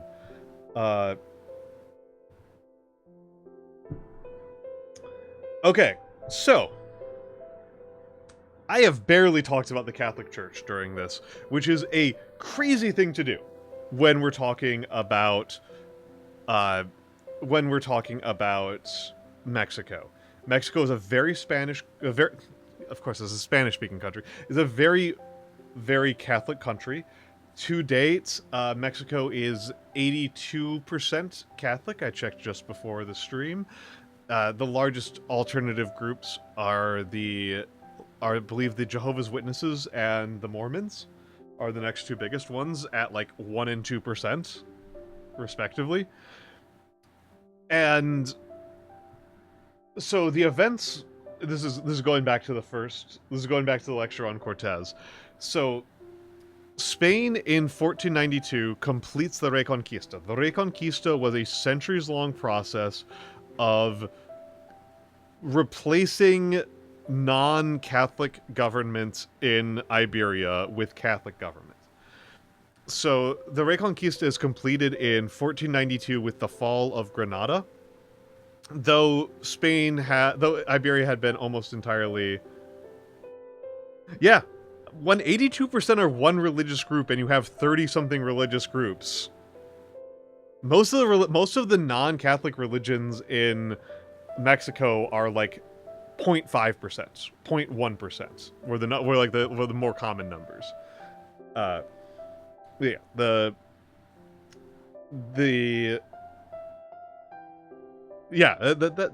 happens. It is a... That's one of those things that is the implication of anything being the phrase vast majority. When you hear the phrase vast majority, one of the things that should occur to you quite quickly is that you get into very marginal tail effects very quickly as soon as you leave the vast majority. That's one of those like statistics things that's kind of worth knowing, is you hit like very small percentages very quickly. Because there's not that many percentages left, right? So the Reconquista is this process of conquest of Iberian Spain, Al-Andalus, as it is known in Arabic, with Catholic Spanish monarchies. And it is completed in 1492. During the same year, 1492 is a very busy year. The King Alfonso and Queen Isabella, because they're technically independent monarchs, even though they are married, pass the Act of Expulsion, which removes all of the Jews and Moors from Spain. They are all banished from the country. And then they conquer the New World, and it's a huge coup. The Cortez's conquest of Mexico is huge. It is enormous. And so all of this leads very quickly to Spain being... Also, I'm just going to back up a second. If you've played Civilization 5 and 6, this is one of those things that the games emphasize, and I don't think they're unfair to emphasize this. Queen Isabella is a religious fanatic. She is a religious fanatic at a time when religious fanaticism is seen as a virtue. And not just a virtue in general, but particularly a great virtue for a woman to have. It's seen as a very good feminine virtue for a woman to be extremely pious. And Isabella is one of the great examples of this. Queen Isabella is one of the great examples of this. She is a religious zealot. She is a fanatic. She frankly comes across as quite alarming to me. I think that if somebody were enough of a disgusting weeb and were studying Spanish history, they might describe Isabella as yandere. But for the concept of, like, yandere for Christ. But,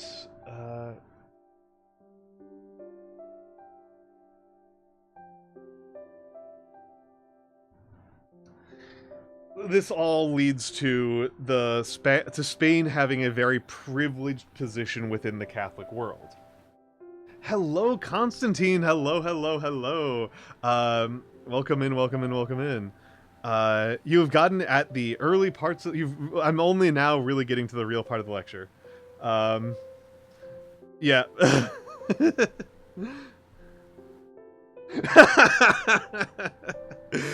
I'm sorry, Hana. I don't actually have a lot of respect for yandere as a concept. And I have even less respect for weebs. So suffer. I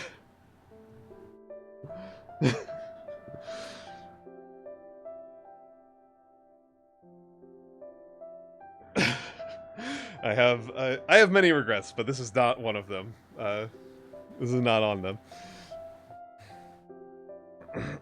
So the Reformation is still in the future, fundamentally, when this is all starting out. The actual dating of this is that, so Columbus sails the ocean blue in 1492.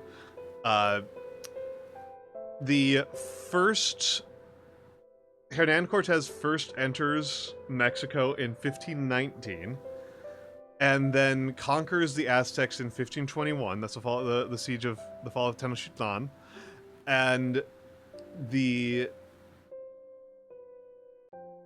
Luther's 95 Theses are 1517, and Luther, the Dieta Worms, is 1521. Like, it's the same year. The Protestant Reformation is, like, starting at the exact same time, and at this time, people do not know in 1521 what... It is not reasonable to have bet that everything is going to change. That Luther is about to change everything. Because other religious heretics have not changed everything. You know, Jan Hus does not change everything in the way that Martin Luther does, for example. So, yeah, this looks like it might just be another heresy or another, like, reform and dispute. It does not look like we are about to face the bloodiest religious wars in all of human history. And it does not appear to be an existential threat to the Catholic Church in the way that it will become. So, the Catholic Church is, at this point, still operating under the belief, not unreasonable belief, that they are the uncontested power of Europe. That Europe and Christendom are the same thing, and Christendom means Catholicism. This leads... The fact that the Spanish have this privileged position means that Spain has an unusual amount of power over the Catholic Church in Spain. A particular outcome... The way this tends to play out is with the concept of investiture. That basically the Spain gets to manage the positions of Catholic priests. I don't think they have control over ordination, because that's insane. But they get to kind of pick and choose a little bit more of who gets to be a bishop, who gets to be an archbishop, than is normal. And this means that, like, you have a conflict between the secular Catholic priesthood and the regular Catholic priesthood, and good lord did that give me a headache to worry about. Good lord. Was that headache inducing? So I feel like I need to back up. I really do feel like I need to back up here a bit. I know that at least Hana is familiar with the Catholics. I think a couple of the rest of you know some things about the Catholic Church.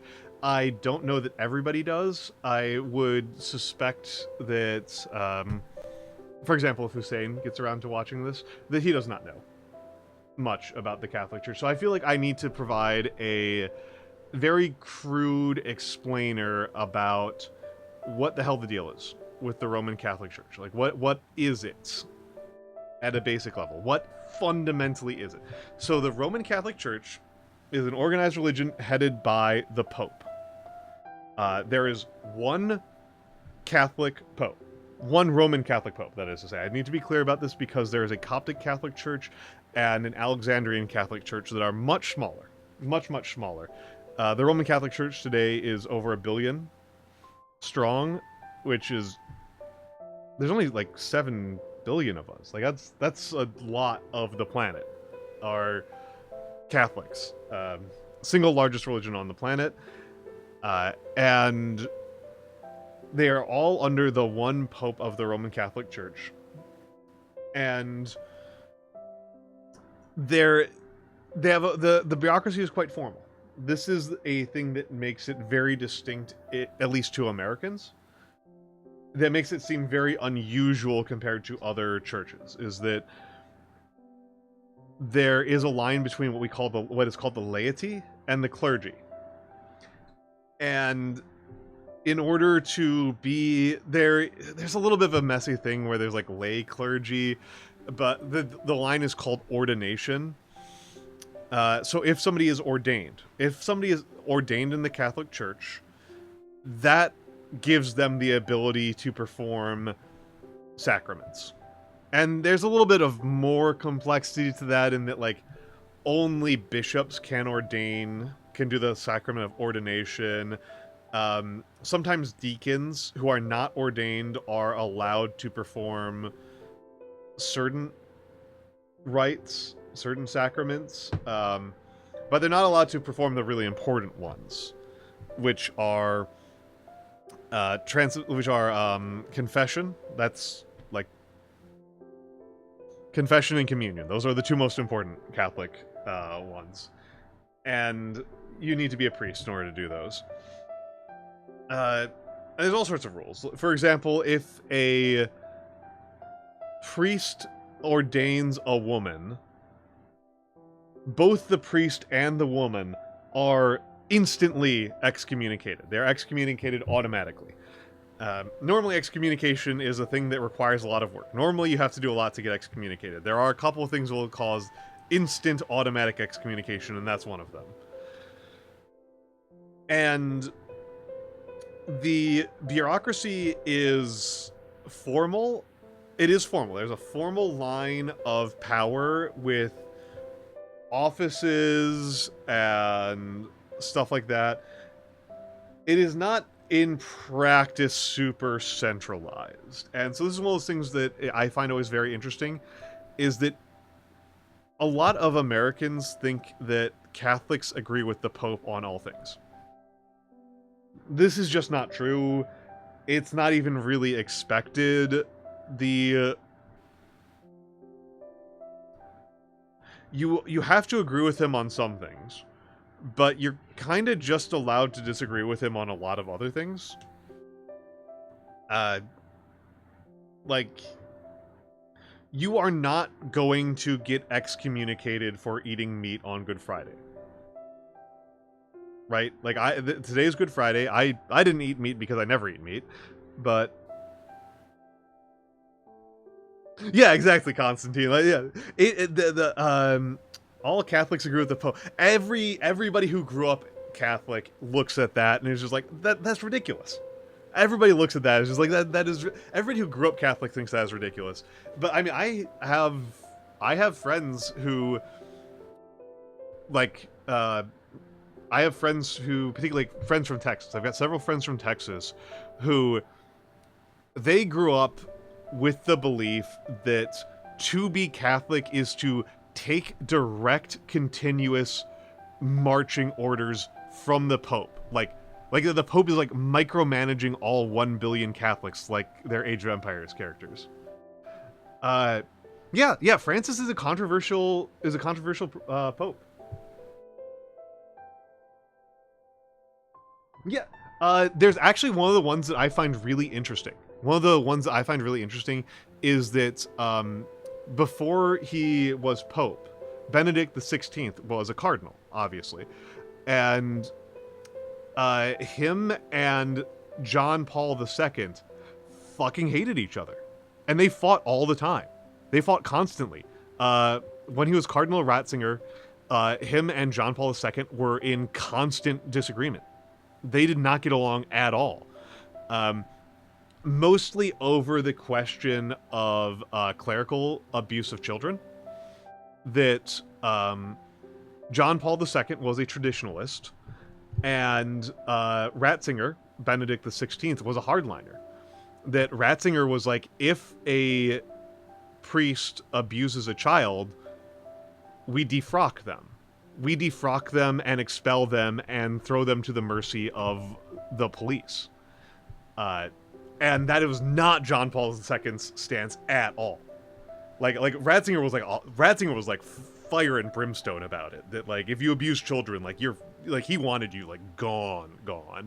And John Paul II was very much more in favor of the much more traditional system of like moving priests around to abuse children and kind of trying to limit the immediate consequences. Yeah, Ratzinger was unpopular, and I've always found it really interesting that among the public in America, Ratzinger is thought of as like an arch conservative, and John Paul II as like a really charming, nice old man. And then, like, the main difference between them is that Ratzinger is like, we need to protect children, and John Paul II is like, we need to protect the reputation of the church. I think it's a really interesting conflict. And I think it's a really interesting element of how people talk about the church. But yeah, it appears that most of my chatters are familiar with this, but I'm just going to be very emphatic about this. Like, you can disagree with the Pope about a lot of things. Catholics disagree with the Pope all the frigging time. A lot of what makes the Catholic Church successful over the past 2,000 years is that the Catholic Church is actually really tolerant of a lot of things. This sounds weird because they are famously homophobic, transphobic, and misogynistic, but those things they seem to view as... those are not the things that, when you're talking about religious belief, that's not what I'm talking about. They are surprisingly tolerant of people, like, having... They're not heretical beliefs because they're tolerated, right? But they're surprisingly tolerant of folkloric practices. They're quite tolerant of, like, odd little peccadillos, and they just really don't expect lay people to actually have that deep of an understanding of theology. They're just, like, not really expecting it that much. The joke among Americans who are, like, ex-religious, and particularly ex-evangelicals, is, like, ex-evangelicals are, like, memorizing the Bible backwards and forwards. I'll get to that in a second, Constantine. The evangelicals were expected to know the Bible backwards and forwards and have, like, really strong opinions, and they get quizzed on Bible verses and have competitions over who has memorized more Bible verses and stuff like that.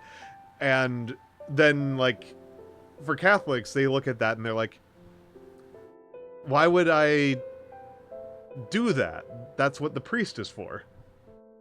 I'm giving money to the church so that I don't have to do this, so that I can focus on my day job. And, historically this would be farming. I don't have to know that much theology because I tithe the church and then the church handles it and then I farm. And that's that's the relationship. Would you say that Catholic Church, especially in Italy, was very up to debate? Not tolerant per se, more akin to accepting some nudge changes? I would say that the Catholic Church in Italy during the time period we are talking about I would say it is extremely contentious. I don't know if I would say it was super tolerant. They tended to be tolerant of like what lay people are doing. An example that I find always very interesting is that the Catholic Church was not the leadership in the witch trials. The Catholic Church was actually very opposed to most of the witch trials. Because the nature of the witch trials was to suspend normal law for certain accusations because they involve taking power from Satan in a collective manner. And the evidence for that is always based on like weird folkloric practices. And the problems for the Catholic Church are, one, those folkloric practices are just not that big of a deal. Two, the devil's so evil that you shouldn't have to suspend the law to catch him. That's just like ridiculous. And three, and most importantly, under Catholic dogma, you can't get power from Satan. That's not actually possible in the Catholic doctrine. It's just literally impossible. It is a heretic. The belief that there were black masses, that was an actual heresy. That was an actual heresy. And you can tell that, like, the Catholic Church is being quite tolerant because, reasonably, they could have been, like, excommunicating or even executing those witch hunters. Like, because the witch hunters are doing, like, a very obvious violation of theology. That, all power on heaven and earth flows from God. Like, you can't get it from non-God sources. You cannot make a pact with a demon that allows you to fly, because that's just not how power works in the Catholic Church. That's just not how miracles work. You cannot get, like, evil miracles. That's not a thing. You can only get good miracles. So I do want to emphasize that the Catholic Church, particularly in Italy, is extremely contentious at this time. This is, like, right on the tail end of the Renaissance. So we are talking about the era when, like, popes are giving bishoprics to their own sons, which is both hideously corrupt and an obvious violation of the vow of chastity and vow of celibacy. They're, like, fighting wars with other Italian city-states. They're throwing orgies. They're bribing each other outrageous amounts. Like, we're talking about feudal permanent titles regularly changing hands during papal elections. Like, they're doing crazy shit over in Italy. Shit is going nuts at the higher levels of the Catholic Church. However, while the bureaucracy is very formalized, the actual centralization is somewhat limited, and that means that all of these problems that are happening in Italy are very important if you happen to live in Rome or Venice or Florence. If you want to know more about that, Cleo did a lecture on the War of the League of Cambrai, which is probably the most confusing war that I've ever heard of. That's an insane war. I need to watch that lecture because I don't understand what happened during it. But all of that stuff is happening in Italy, and it's very valuable if you are a king. If you are a king, it is really worth thinking about, because the outcomes of these papal elections may or may not give you additional rights to mess with other kings. You know, so like for the French king, it's very important to get a favorable pope on the papal throne, because a favorable pope, a pope who likes France, is going to allow France to, is going to legitimize France doing things that would otherwise not be legitimate under in their existing political sphere. But if you are a Joe Schmo priest, this stuff is pretty abstract. This stuff is pretty disconnected to you. The stuff that is really happening in Italy is, it's contentious, it's dramatic, it's really exciting and cool and interesting to study as a historian. It was horrible to live through. Absolutely horrible to live through. Like Renaissance and early modern Italy is like a real all-time bad time to be alive. Like that is a real nasty time to be around. One of the recurring themes of 15th and 16th century Italian literature is, how did it get so bad? How has Italy fallen apart so badly compared to centuries prior? It is not pleasant to be in Italy during this period. But if you are a Spanish priest, this is kind of like EU Parliament debates. If you're European, or if you're an American, it's kind of like congressional horse trading.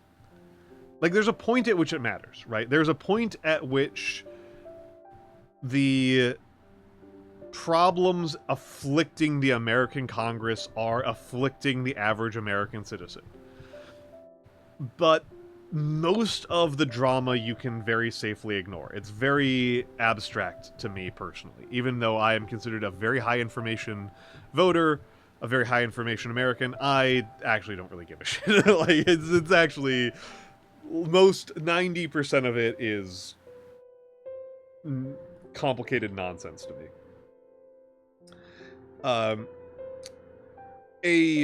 This is probably more for the Americans and Protestants who might be surprised by this. Catholics deny sola fide. The sola fide is a very important Protestant belief. It is, I think it might be possible that sola fide is a more important belief to American Christianity than the divinity of Christ. I think you can probably find more non-Trinitarian Americans than Americans who deny sola fide. Like, that is how important it is. That is how important it is. The fundamental, most common belief among American Christians is sola fide, which is faith alone.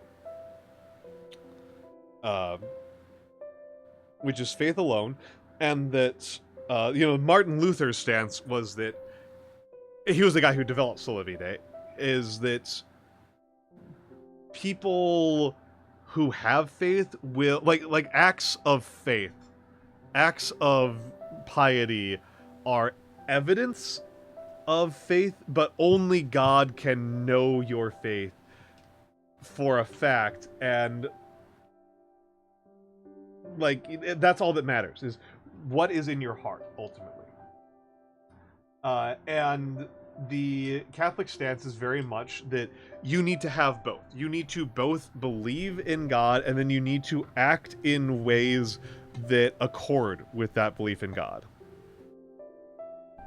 So this is an important distinction. If you grew up in a largely Catholic country, or you grew up with certain types of religious education, this is probably not news to you, but I do feel like it's worth saying for the Americans in the audience that, like, this is a distinctive thing about Catholicism. Catholics 102. This is just kind of an update on what the actual situation is in practice, which I already kind of talked about. So, the Protestant Reformation is just kicking off. The Habsburgs are, and there's some part of my brain that always wants there to be a P there. The Habsburgs are furiously counter-Reformation. Um, this is a very cool image from the 12 Articles, and the 12 Articles is part of the German Peasants' War, and it was a religious economic dispute within Germany, which was not obviously Germany yet. Germany is a couple centuries off yet as a political organization, but within what would become Germany. And a major thing from the Peasants' War was that one of the things that they were trying to fight for was that a parish should be able to recall their priest. If a priest is behaving corruptly, the parish itself should have the right to do a recall election on their own priest without having to go through the bishop, basically. Um, as you might guess by the fact that the Protestant Reformation continues to actually progress and doesn't get headed off by the Catholic Church making reforms, they did not succeed. They, in fact, died a lot. Yeah. It went extremely poorly for the peasants. And I partially include this because this specific woodcut is reproduced in Pentiment, which I love. Pentiment rules. Play Pentiment. Gamer corner there. There's your gamer corner. Like 5th gamer corner of the day. So, here's our org chart. This is a very simple org chart. I did not include a lot of complexity that would be very justified to include, but I just wanted to make it make sure that we are all on the same page. Just make 100% sure that everybody is on the same page at the moment. It just occurred to me that I haven't been watching my... There we go. Yeah, I just wanted to get, like, this is the most basic thing. The Pope rules over the archbishops. An archbishop, which rules over an archbishopric, rules over bishoprics. The bishoprics have dioceses, which are... I'm sorry, bishops have a diocese. The diocese consists of parishes, which have priests. And priests are your lowest level of ordained clergy. There are also non-ordained clergy called deacons who can do some things but not everything. Like they can lead a mass and stuff. They can lead some masses. They can't consecrate things. They can't take confession, but they can talk. They can preach. They can do certain things. I need to use the restroom, but then we're going to talk about... We're going to get into some more details. We're going to finally get into details when we get to the next part. So give me uno momento.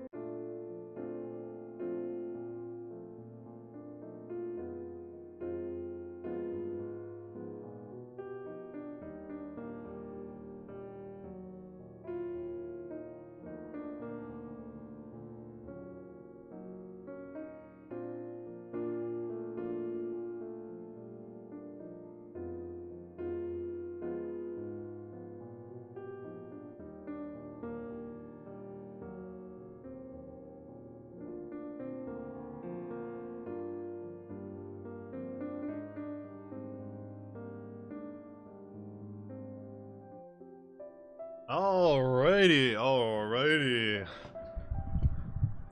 I am back. So, hell yeah. So, I'm also going to take a brief moment here to note that something that I find very confusing, which is, uh, the religious orders. I actually found myself getting confused. I talked about this just a moment ago. That because all of the important priests in early New Spanish history are all members of regular orders, I thought that I was like, wait a second, do you need to be a member of a regular order in order to get ordained? And you don't. That's not true. You The religious orders are kind of like a thing on top of that. And so they're very important in New Spanish history, so I'm going to talk about them a bit, partially because I also find them kind of interesting. Uh, so we'll get to them right now. So the Franciscans. So the Franciscans are not a singular order. They're not a single organization. They're kind of a cluster of many different orders, and they split all the time. They remerge. They go defunct. Your first Franciscans are going to come across in 1209. So they're called Franciscans. They're named after Francis of Assisi. Francis of Assisi is a pretty famous Catholic saint. He's the guy who does Disney princess stuff. He's the Disney princess saint. He is the guy who's wandering around the woods and like birds are landing on his head and squirrels are bringing him food. He's doing Disney princess stuff. And yeah, I'm not lying. I don't feel like I'm lying on this one. And so that's what he is doing. And these orders are mendicant orders. And so the Franciscans are, I believe, the oldest mendicant order. And what that means is, as opposed to monastic orders. So there are other religious, so like a monastic is probably what you more, there's kind of two types of friars in general, and one is called the monastics, who are like your Benedictines, where you never really see them. Like once you join them, you just go in. You just go in and you live a life almost entirely separated from the broader community. You live a life of segregated contemplation, and your focus is on these actually become really weird. These monastic orders become really weird over the course of the Middle Ages, at least conceptually. To me, they economically, they're very weird because they are cloistered, right? They're very segregated from normal life. But they also are doing lots of for-profit art and for-profit writing. You know, scriptoriums are very important, like, for profitable enterprise for a lot of the Middle Ages. And most famously, beer. You know, very famous for beer. So they're kind of weirdly like factories of, they're kind of like weirdly like manufacturing productive concentrations that also have minimal contact with the outside world. It's a very interesting way to exist. And mendicants kind of reverse both of those. Mendicants take vows of poverty that are much harsher than monastic orders. I mean, yes, this is evil Constantine. I mean, self-sustaining communes are kind of difficult when you disdain monetary gain. So being like that seems only natural if they want to stay afloat. Yes, yes, that's this is a lot of kind of how I tend to think about religious and political ideologies in general. Is that you have a bunch of principles and you aspire to those principles, and then those principles run headfirst into very practical questions of how do you avoid getting shot and how do you eat, like the two most important political questions: who gets bullets and who gets bread. And those are your two most important political questions, and those run headfirst into your ideals. And then you kind of have to pick and choose which parts of the ideals you need to live with, which parts of the ideals you're willing to compromise on. And so for monastics, it was very important for them to like have this lifestyle. It was very important for the for a monastic order to have a specific kind of lifestyle known as the rules, where you wake up at really weird hours and you are praying all the time, and you are copying the Bible all the time. And in order for that lifestyle to function inside of a broader society, that means doing economic production. That means being economically productive. The Franciscans go the other direction. They reverse both parts of that. They are out in the world.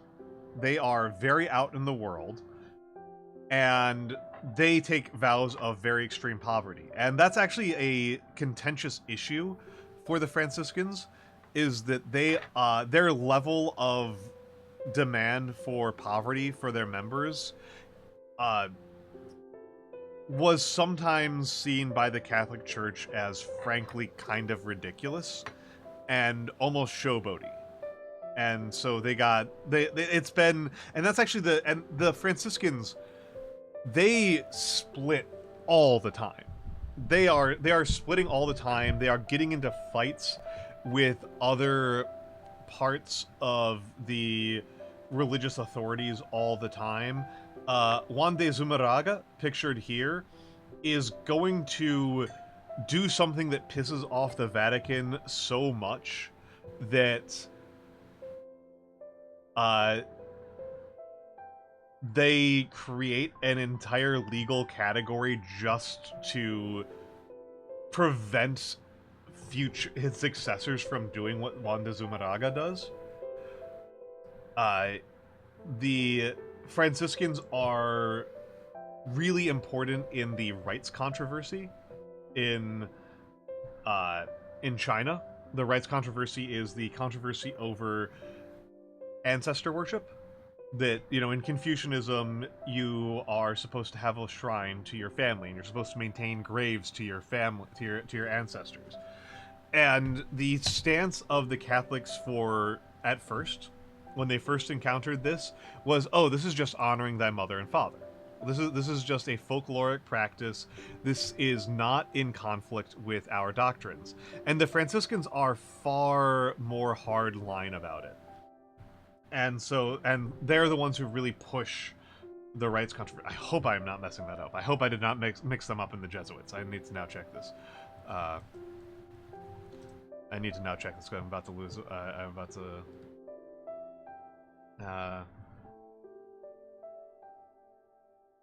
Okay, yeah. The Jesuits were the ones who said it was okay. The Dominicans and the Franciscans are the ones who say that ancestor worship is a form of idolatry. So the Franciscans are going to be fairly frequently hardliners, and in the context of indigenous belief, they're going to be the hardliners. These guys are going to be we would maybe say conservatives, but they're the ones who are going to demand more orthodoxy than other parts of the Catholic Church. So they come in, and they come in early. They come in 1524, There are some lay friars who come in 1521. The first friars, the first ministers to land in 1521. They are called for by, they are requested by Hernan Cortez. I did not mention this very much during the Hernan Cortez episode, but Cortez was a religious fanatic. Even the priests who were around him found him to be a bit much. Found him to be a tad extreme, and not insufficiently patient. So that's our Franciscans. That's our introduction to the Franciscans. These guys fight all the time. They are... they're on the ground early. They're poor as dirt as far as these things go. And their main counterpart are the Dominicans. The Order of Preachers. So that's if you ever see these guys out in the wild, they'll have OP after their name, Order of Preachers. And they're mendicants. They're more urban than the Franciscans, but frankly, they're kind of more urban than everybody. They're like these guys are the nerds.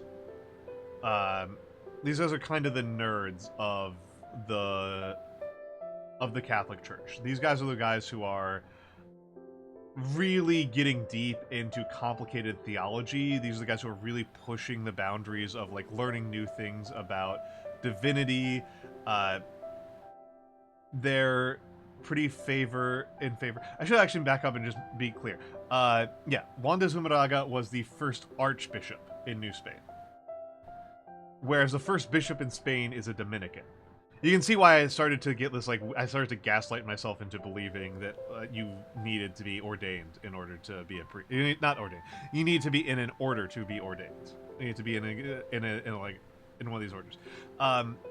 These guys are also mendicants, so they're also being poor, not as extreme as the Franciscans, but they're also doing the poverty thing. They're also doing the wandering, ministering thing. They are out in the community. They are visible.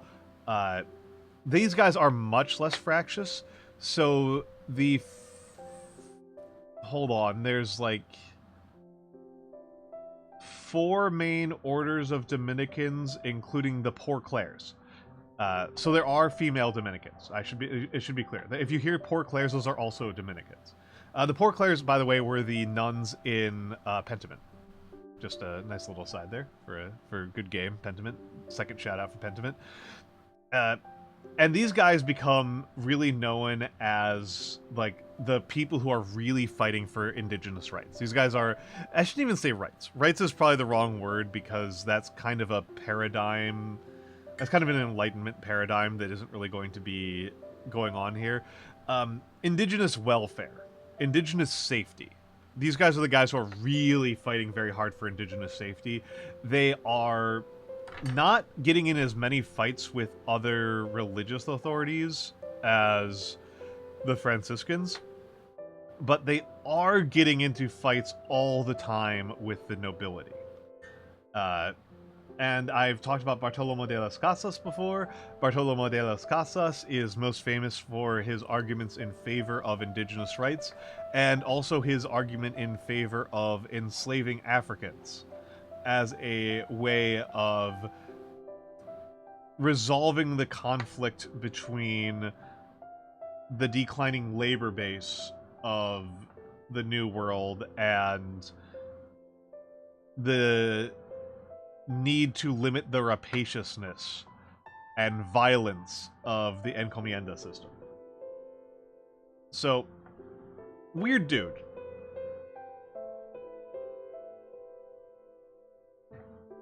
Yeah, some stories are grim. Dominicans, I couldn't believe that the Dominicans had to teach natives how to use guns. I can believe that. I can absolutely believe that. These guys did get into conflict with the local New Spanish aristocracy quite a bit. And yeah, I talked about that in some of the earlier episodes, that the population of the indigenous peoples of Mexico declines pretty rapidly, and it's not just disease. A lot of it is like being beaten to death by Spanish aristocrats and soldiers. So I mentioned this before, that the overall percentage of Mexico today is 82% Catholic. And so the basic thing about the most important, these guys are really successful as these things go, and I would want somebody who is smarter than me to, and somebody who has studied the subject specifically, to weigh in. I have not read a source that would back me up on this. My suspicion is that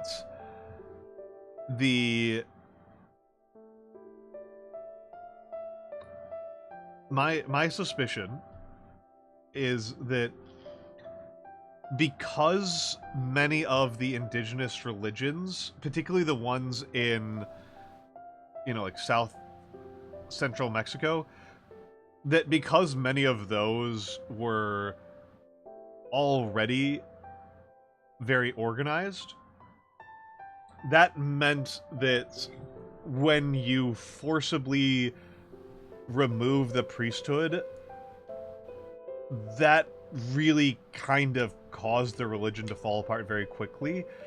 And also, it meant that you were walking into a population that was already...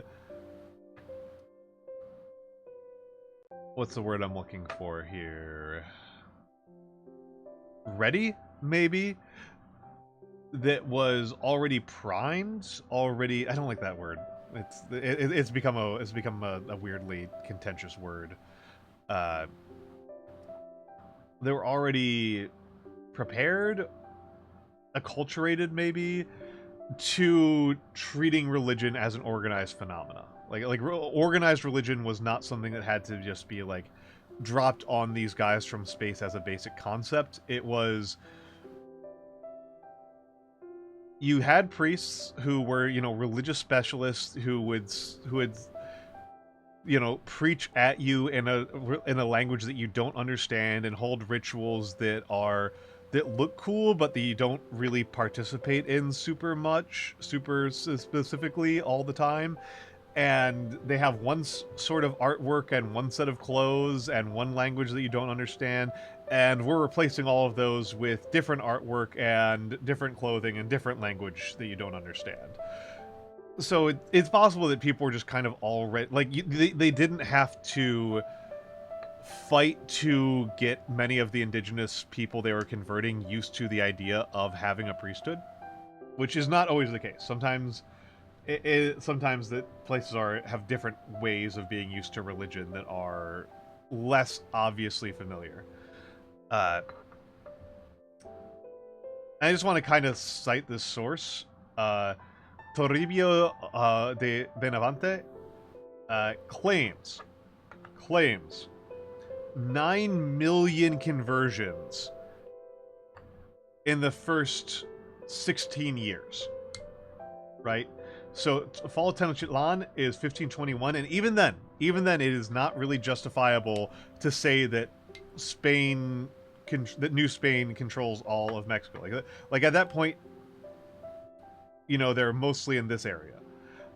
They'll expand into this area in like 1530, and this takes into like the 1600s. So 9 million converts is enormous. It is probably not true. It is probably not true. And I just want to kind of point out that this guy hated De las Casas. I find that just kind of an interesting thing. I was talking about how there are conflicts, and this one's a very straightforward one.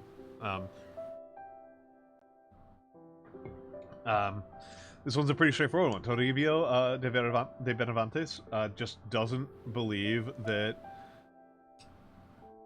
indigenous people deserve protection until they convert to Catholicism. He thinks that what De las Casas is saying is stupid.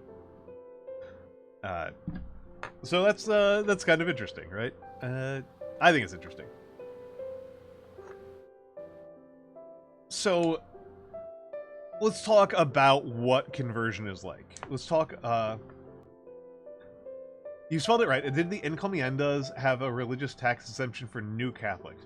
Okay, I will talk about that. That's actually the next slide. But the basic gist of it is, so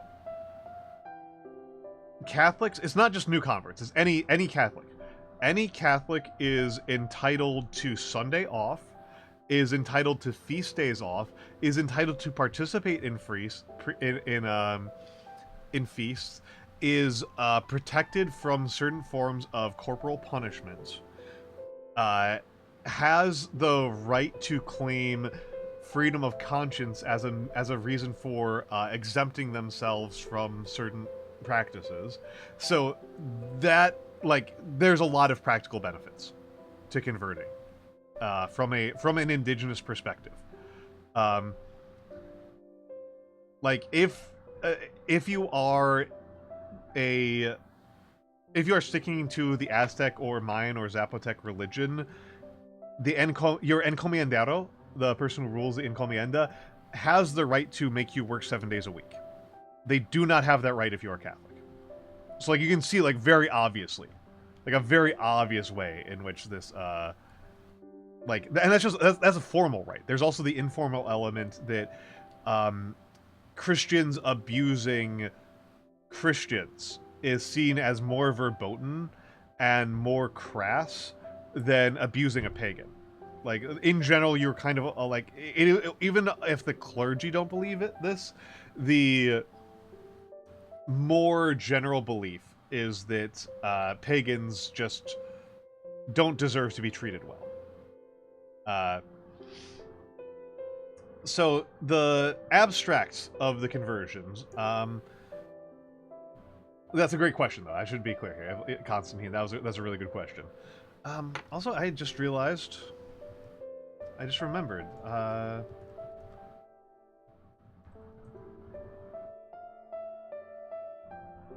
I just remembered something very important.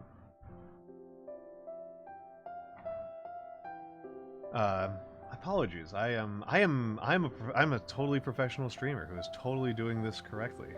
Totally did not take me multiple hours to remember to shout you out.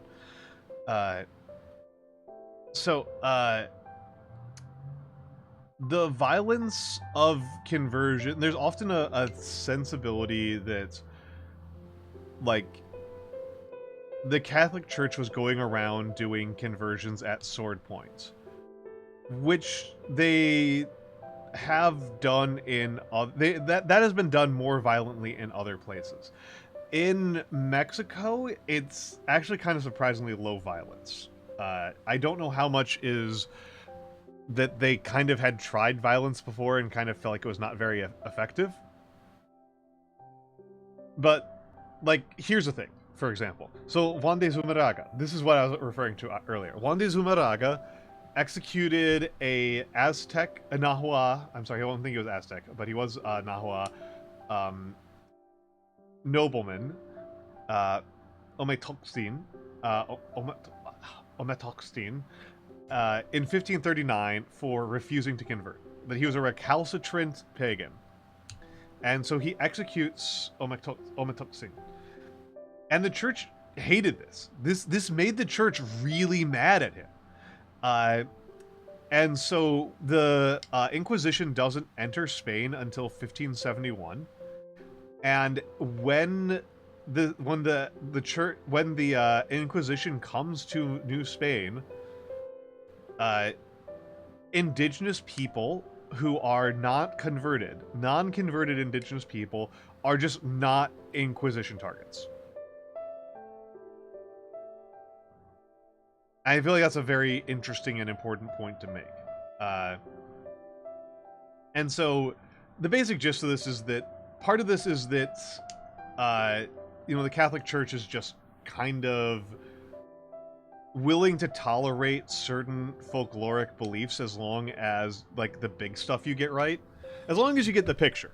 As long as you get the picture, they're usually cool with you. The other part is that the Catholic Church is at this point 1,200 years old. It is 1,200 years old. And has, at this point, total cultural dominance over everywhere that it goes other than areas ruled by Muslims. So, the experience that this is for the Catholic Church is that if the government, if the secular authorities are friendly to you, because obviously you cannot evangelize Catholicism inside a Muslim country. That is not allowed under traditional Islamic law. Then then you will win eventually. The Catholic Church just kind of has faith that they are going to win, and so they don't feel the need to move super fast. They are just not in a hurry because they know that they're going to be here for centuries. Because they've always been there for centuries, right? That's how it's worked. That's how it's worked. And they are currently, when this is going on, they are on a huge upswing. They've lost the Battle of Varna, so things are bad in the Balkans. But Spain is is like several centuries of win after win after win after win for the Catholics. So they're used to the idea that they can take their time. And that they should take their time. It's been something they've been rewarded for.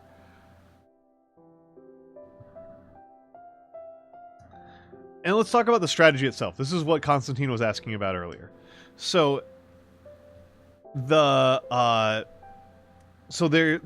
main point is to start targeting the local elites. So you do ban the local priesthood from practicing their priesthood. And then you target them for conversion specifically on the rationale that they're already respected leaders of their community, and so if they become Catholic, then more people will follow their example. And this is a kind of an interesting reversal from how ministry tends to work nowadays. Evangelizing, I should say. Where evangelizing nowadays tends to target the most vulnerable people for evangelization first. You tend to target people who are kind of outsiders in the community. And if you know your Catholic history, you know this is how the Catholic Church got started. That when the Catholic Church was young, they started from a position of converting the urban poor of Rome. That's where they really started, was converting the urban poor of Rome, and then moving from there. And then the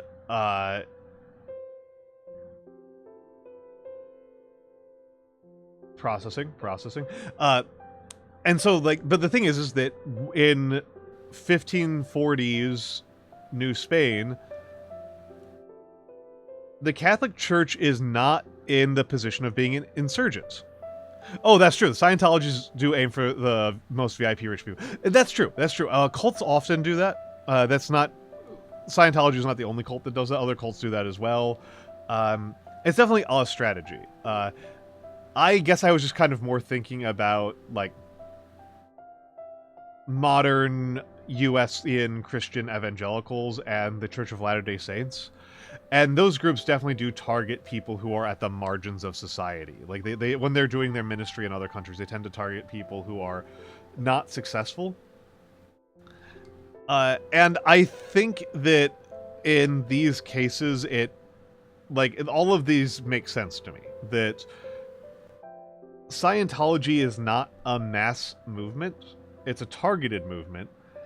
And if you are trying to build a mass movement and you do not currently have a mass movement, it makes sense to me to target the low-hanging fruit, right? And then when you're the Catholic Church in New Spain and you have the total backing of the political and religious authorities behind you, then that's more of a situation of being in a position of extreme strength. So if you're in a position of strength, you target the strong people first. And if you're in a position of weakness, you target the weak people first. Right? Like, that's how this reads to me. That's what kind of makes sense to me.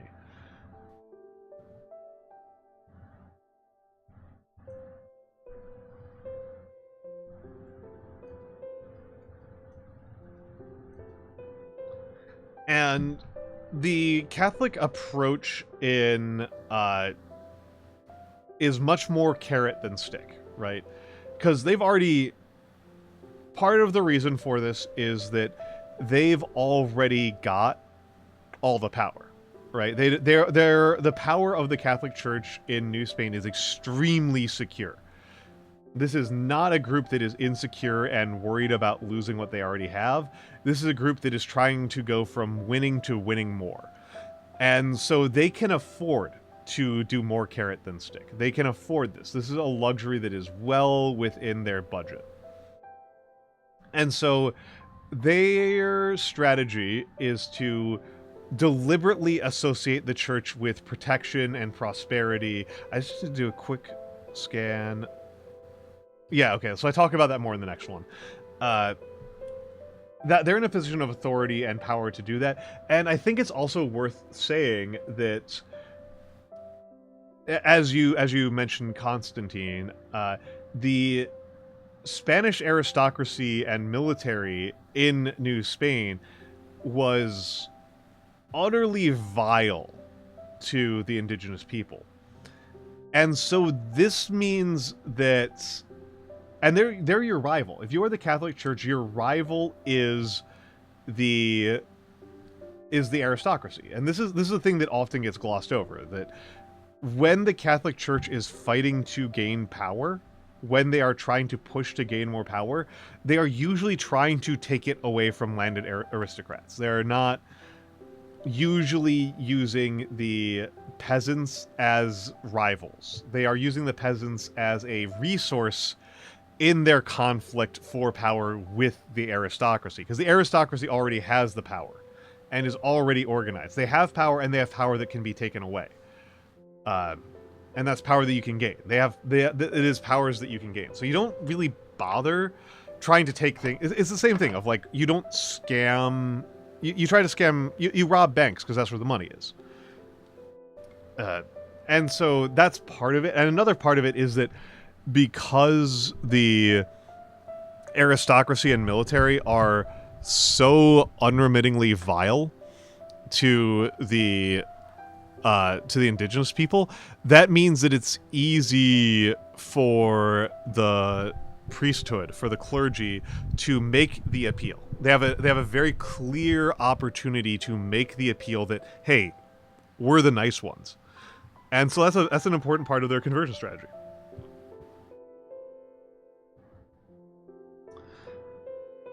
And so what does this look like? What does this actually look like?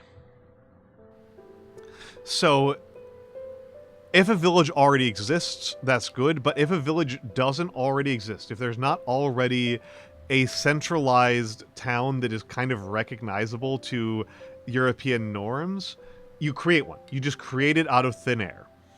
You build the buildings. You sometimes get the soldiers to force people to move into it. You build amenities in those towns. You have Spanish settlers move into the town to make the town like already as like a seed population. You build this mission church, and you center. So you create this urban center where it's easy to talk to large groups of people, where it's easy to schedule meetings. And by meetings, I mean masses. Then the clergy, this is an evangelizing tactic that is extremely valuable, and this is actually a tactic that unions do, that successful unions have done historically, which is that you mix the practical education with evangelizing. You teach people how to do their taxes, and you tie that in. You don't have separate lessons for like theory and practice. You tie them in. They're all mixed together. And this is also what Scientology does, for that matter. There's also Scientology. Scientology, I always feel like it's worth noting, part of what makes Scientology successful is that some of the stuff they teach you is actually fairly useful CBT coping mechanisms. They just mix that in and amongst all the other stuff that they're doing, and then they steal all your money. This is a successful form of evangelizing, is you teach people practical skills, and then you also teach them your beliefs at the same time. You tie them together. You don't segregate them out. I tend to segregate out my practical skills from my teaching, and it makes me very ineffective. I am not an effective evangelist at all. I would not be a good missionary. And like, practical education stuff. So practical education in this context, like metal tool use is going to be a big one. Remember that these are, prior to the conquest, these are not exclusively, but almost exclusively stone societies. They're using the stone wood bone complex for building tools. Metal tools are different. Metal tools are different. You use a metal knife differently than you use a stone knife, and they have a different way of operating. You cannot sharpen a stone knife the way you sharpen a metal knife. It's just not how stone works as a material. Also, I didn't write it here, but animal husbandry is going to be one of the really important ones. Indigenous people are extremely enthusiastic about adopting European livestock. Chickens in particular, everybody gets chickens. Cows and sheep do very well economically, but chickens become an extremely integral part of basically every damn person's household.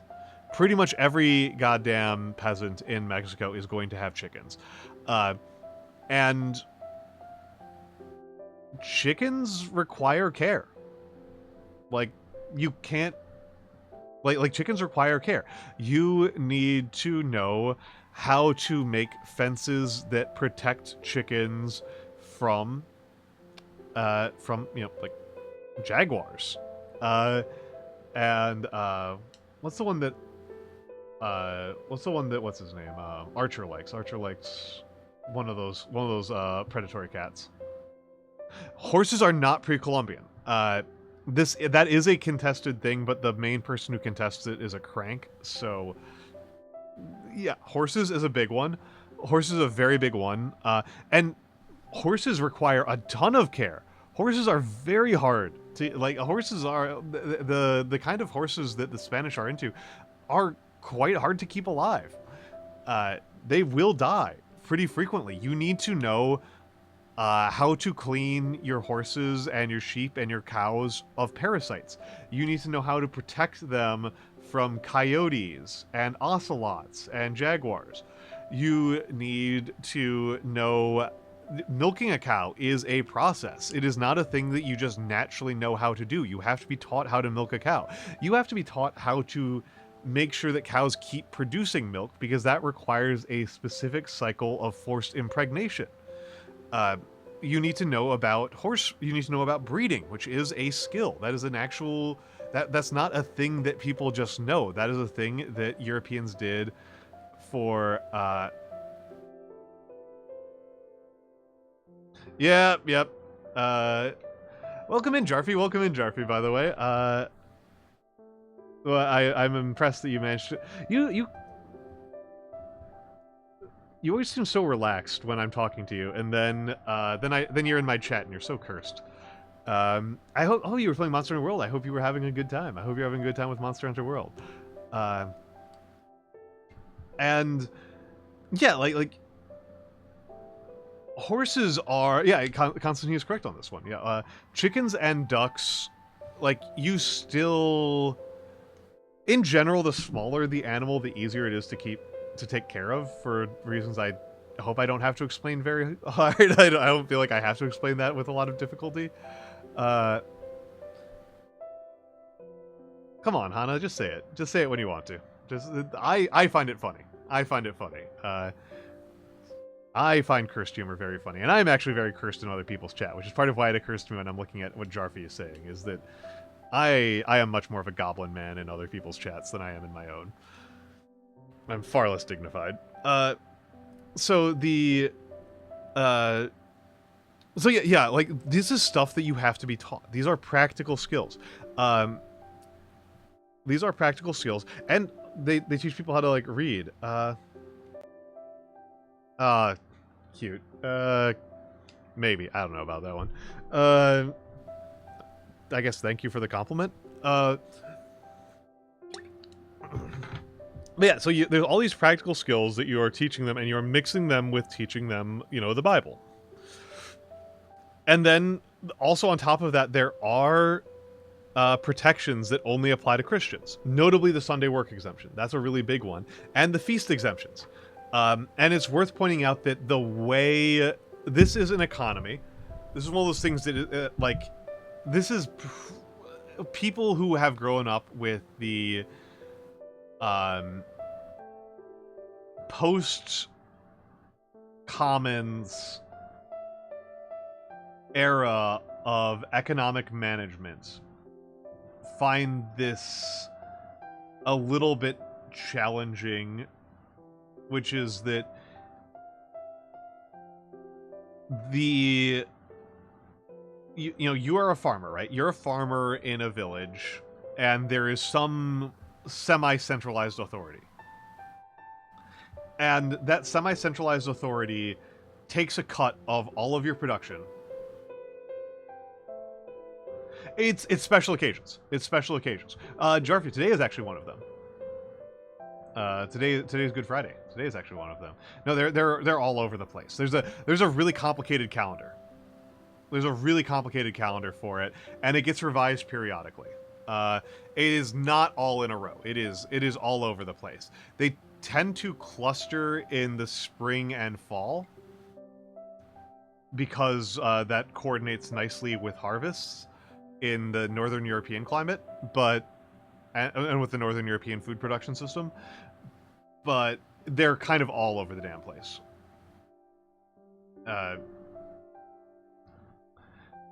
And so the way, like, you work on a farm in a small village, and you've got a chief or a council of elders or some sort of set of priests, and these guys take a big cut of your production. These guys take a big cut of your production, and then they throw big feasts and other celebrations and redistribute the goods back to the community. And this, if you are used to the way that America and Britain does things since 1650-ish, this seems very weird. Post-liberalization, this seems very weird, because why not just not tax it in the first place? Why not just not collect it? Why not just... If you are collecting 20% of everybody's production and then you're giving them back 10% of that production, why did you bother? Right? And the answer is mostly that farming is not a smooth production process. It is not a smooth, readily predictable production process. And so by doing that kind of redistribution, which is older than barter, by the way, I feel like that's always worth noting. Like, redistribution is like a very old economic form of exchange. It is, within forms of economic exchange, that's a very, very old,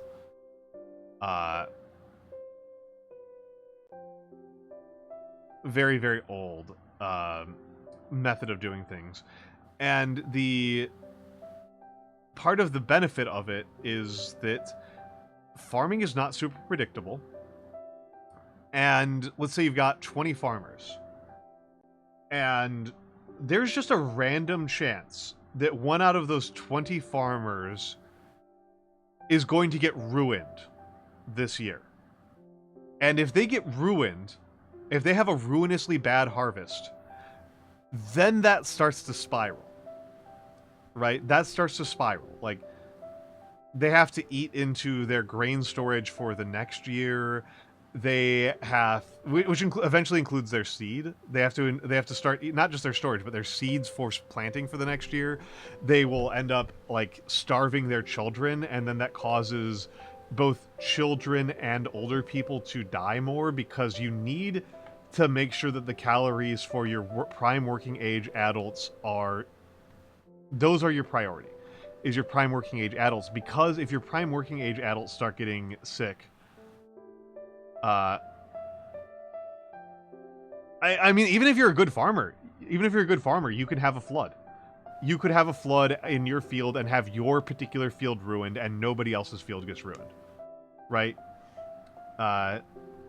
Somebody could have boars break through and eat just their crops.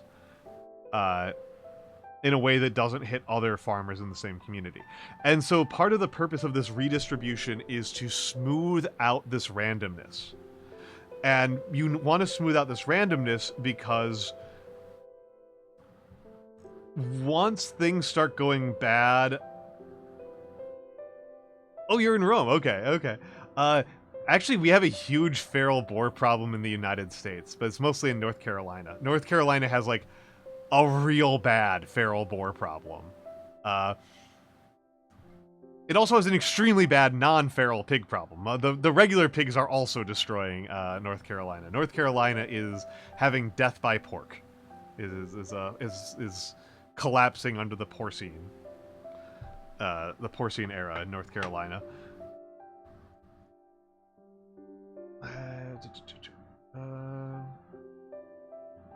I just gotta take a quick gander here. Oh yeah, I did have that written down. You are Italian. Rome. Roman. And so the... Like, the thing is, like, again, this spirals. Because you start eating into your seeds for next year.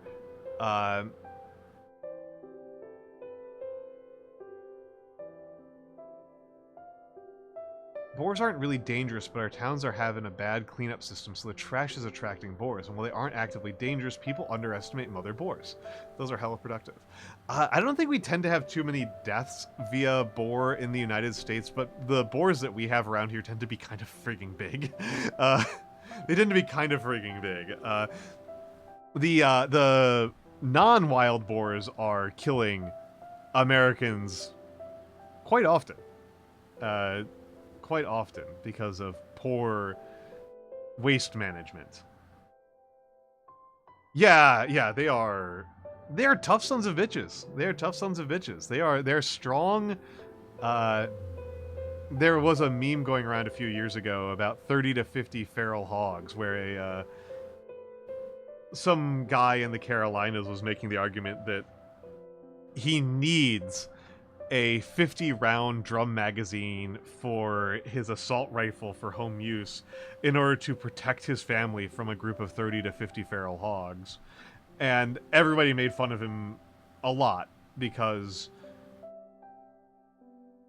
first of all, gunning down hogs is not a very effective strategy. The way that you capture large groups of hogs is with sounder traps. And the other part of it is, of course, that the kind of assault rifle that he was talking about will not reliably kill or stop boars. Anyway, like, it was just not a high enough caliber munition to actually do what he said he needed to do. But yes, a very important part of doing that kind of redistribution through feasts, celebrations, is because it smooths out the randomness, right? It smooths out the randomness. It reduces the number of individual farmers. I mean, you need a lot more than 50. You probably need like 400. Because most shots are not even going to wound them substantially with the kind of calibers he was talking about. And that's assuming you hit. That's assuming you're a good shot. Which you're probably not if you're full autoing with an assault rifle. the but yeah, you get these death spirals. Small time farmers can go into a death spiral because once you start eating into your seed for next year's, then you have less food next year as well. You have less food next year as well, and also on top of that, if your children are dying or having their growth stunted, that means that they're going to be less productive in the future as well. Like the short-term crisis creates expanding long-term problems. You need to solve the short-term problem of running out of food, but all of the strategies that you can do to mitigate that at the level of a household are all things that cause long-term damage. So this is part of the reason for this kind of cycle of redistribution, is there's a kind of insurance policy to reduce the number of families who get trapped in death spirals. It blunts the edge of a really bad harvest at the small scale. And so it's very valuable for that. It's also very valuable for maintaining and creating social connections, which is in general important if you want to be part of a society that survives, and is extremely important if you are the Catholic Church. You want the people in your congregation talking to each other all the frigging time, because, first of all, that's how you normalize your power. If you are the gathering place, not just for feasts, but also for regular, like, social gathering, that legitimates and increases your power. And also the kind of power that you care about, one of the types of power these guys care about is snitching. These guys care about, the Catholic Church cares about being nosy busybodies into people's daily lives. Sorry, this is the last slide where I'm going to talk about that. But, having people who are social, who are talking to each other, that's valuable for them knowing these things, and it's also valuable for them feeling comfortable talking to the priests about it. So this is part of the whole strategy, right? And all of these are things that it's worth pointing out the encomienderos do not like. The encomienderos do not like any of this.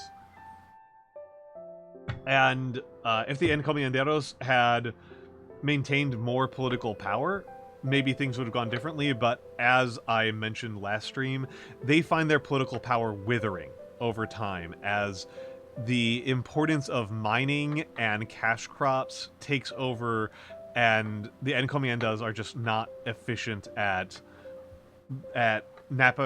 silver mining, or how do you pronounce it? Nepology? Growing the cactuses that you need to get cochineal insects to harvest them. So, yeah. Cool stuff. So, saints are basically saints. We gotta talk about saints. Saints are an outstandingly unusual element of the Catholic world. Many people find them many what we call mainline Protestants find it off-putting and arguably idolatrous. So why are these happening? Why do saints exist?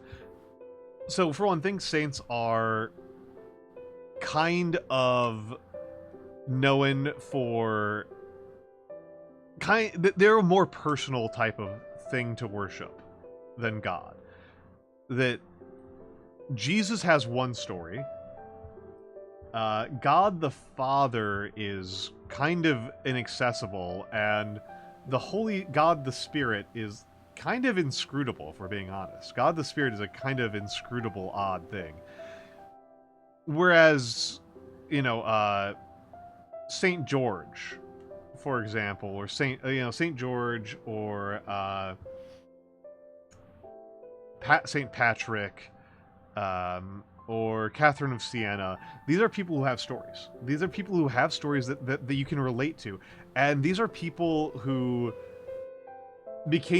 who through their profound religiosity and their profound obedience to the Catholic Church became heroes. These are people who became heroes, who became cultural heroes and cultural icons by their extreme devotion, by their extreme acts. And so that means that you too can have something to aspire to. It gives you something to aspire to emulate Francis of Assisi. Please don't emulate Catherine of Siena. She's really gross.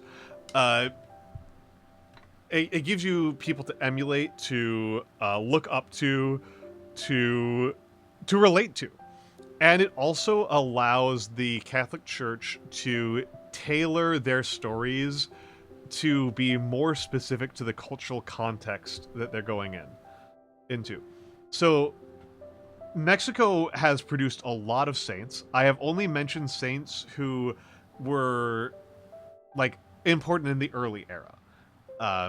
So Saint James the Elder, James the Apostle, is a very important one. He's very important in Spanish culture in general, and thus was imported over to New Spain pretty readily. The Church of Santiago has a huge amount of pilgrims. Jude the Apostle is another one who's like, again, an apostle, and it's actually like he's a good one for illustrating doing a sort of specific theology. Jude the Apostle becomes very important because he's the saint of lost causes. He is the saint kind of associated with stories of taking on impossible odds and persisting even though everything's kind of doomed. And so for indigenous people who are put into this situation where there's a whole like caste system being imposed on them, this is something that's very hopeful. This is something that's very beautiful. And so Jude the Apostle provides a valuable method of relating. And I've put here St. James as the Moor Killer, which is a painting from Peru. Not from Mexico, but from Peru. So James was one of the apostles, and there's a legend that at the Battle of Clavijo in 844, one of the early battles of the Reconquista, St. James personally, physically manifested on the battlefield and started killing Andalusian troops. Like he just physically came out of the afterlife and on the side of the Catholics. And so this is, I've always found it to be an odd one that of all the apostles, St. James were just Force Ghost. And you know, I think it would be funny to make that like a meme about Star Wars Battlefront, that like, yeah, this is what happens when the Jedi come in. Like, there's a cursed idea for a mod.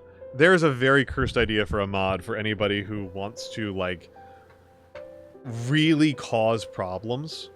If you really want to cause a bunch of socio-cultural problems, make a Star Wars Battlefront type game, but like with Catholic saints, where you play as like a Catholic soldier, like fighting in the Reconquista, and then like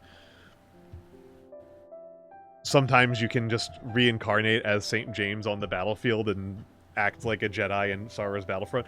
I'm sure that this would go over like a lead balloon.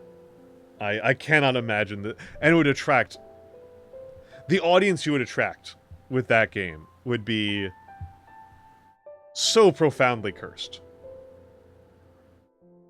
Yeah, well, and there's I don't know enough about the Muslim side of things, so I don't know if they've got if they would have an option for like what their kind of like hero type units would be. But yeah, it would be you could get like the absolute you could attract like possibly the worst audience a video game has ever attracted with this idea. Oh my god. Has he shown up in any gacha games as just Jesus of Nazareth? Like, that feels like he should be in Fate Grand Order, right? Am I crazy that Jesus should be in Fate Grand Order? Less stupid than Sherlock Holmes, and Sherlock Holmes is in Fate Grand Order. So, I don't know. Anyway, I am, these are free ideas to get yourself canceled with if you really feel like giving yourself a lot of problems. Also, Fate Grand Order, add Gandhi. I'm sure that that will not add any problems. Add Gandhi as a rider hero. I'm sure that will go over well. So, most important saint in the Mexican context, in the New Spanish context, is the Virgin of Guadalupe. In Catholicism, it is just kind of taken for granted that when you talk about the Virgin, you mean Mary, Mother of Christ. Like, it's not, and that's just implicit. So this is Mary. This is a specific, not manifestation, aspect is what I want to use. This is a specific aspect of Mary, Mother of Christ. And so a Nahua peasant, why did I say Nahuatl? It's not, it would just be Nahua in this context. Juan Diego saw several apparitions of the Virgin Mary. The basic outline of the story is that he saw the Virgin Mary in a field, and she said, "To honor me, build a church here." And he goes to the local bishop, the local Dominican bishop, priest, maybe bishop, and is like, "Hey, we need to build a church here." And the bishop's like, "Did you really see the Virgin Mary? Did you really see this? Because you know, it's worth being skeptical of these kind of claims. It's worth being skeptical of these kind of claims so you don't get taken for a ride and build a church on, you know, every 20 feet. It's worth being a little bit skeptical." So Juan Diego sees and another time, and she's like, "Hey, you need to keep on persisting on this." And then he goes to the bishop again, and he tries to, and the bishop's like, I don't know. And then his uncle gets sick, and she always appears in the same place. So he tries to, he is embarrassed that he has not been able to build this church. Juan Diego is embarrassed that he has not been able to build this church, and so he's afraid of running into the Virgin Mary again. So he takes a different route. He takes a different route to get to his uncle, because he's like, "I haven't managed to get this church built, and I need to go see my uncle and help take care of him because he's sick."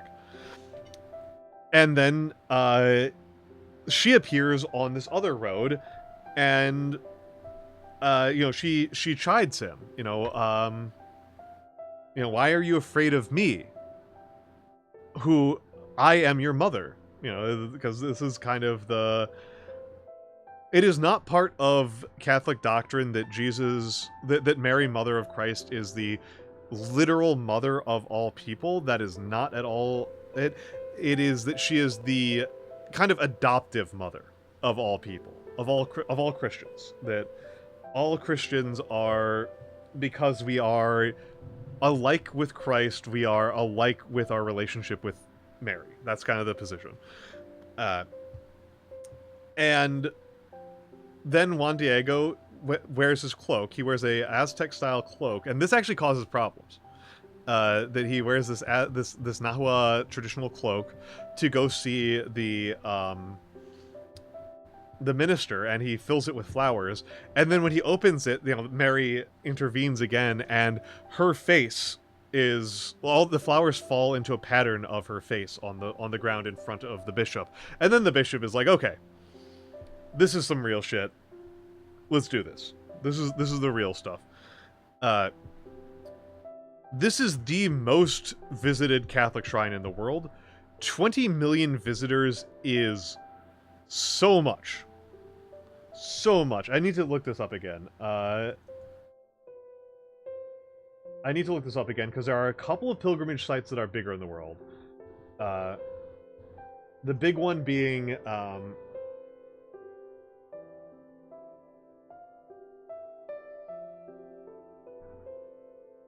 hold on. Let me take a look at... I just need to...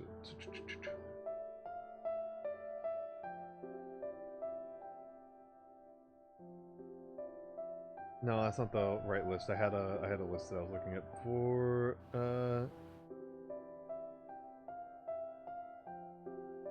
There we go. I think this was the one. Yeah. Kashi Vishwanath is if you are ever in India, Kashi Vishwanath is insane. But yeah, this would put 20 million visitors puts it at number 3 after Sensoji and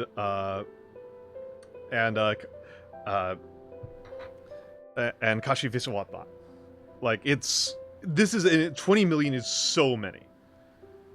20 million is so many. There's a pretty good chance that I know that several of you live in countries that are smaller than 20 million people. My city is half that size, and it is the biggest city at this latitude or higher. There are no cities north of New York City that are larger than New York City. And it is like half this. This is an absurd number of people. And the Virgin of Guadalupe is still today a symbol of indigenous protection. Yeah, it's half of Italy. And Italy's not a small country. And it's worth... one of those things that I don't know if I'll get around to it, but the Virgin of Guadalupe actually becomes an important factor in the Mexican Civil War. In the Mexican Revolution. Because, like, it is actually specifically the use of the Virgin of Guadalupe by Zapatista forces that is one of several. It is one of several, but it is a cited reason that comes up in the historical record for why other left-wing groups didn't want to cooperate with the Zapatistas. That the more Marxist groups did not want to cooperate with Zapatista and Pancho Villa because they were like marching down the streets of Mexico City with Virgin of Guadalupe flags. Like that's like a specifically cited thing that comes up in the history of the Mexican Revolution. So, like this is an important figure. This is an important figure. Still changing history to this day. And again, obviously, getting 20 million visitors per year is an almost unbelievable number.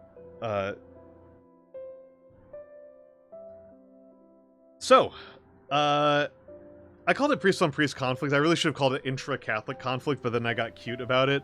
This is not entirely PvP. Why didn't I just put it as PvP? That's so much better. So, as mentioned several times in every single one of these episodes, and already twice today, you know who doesn't like indigenous people getting a day off of work?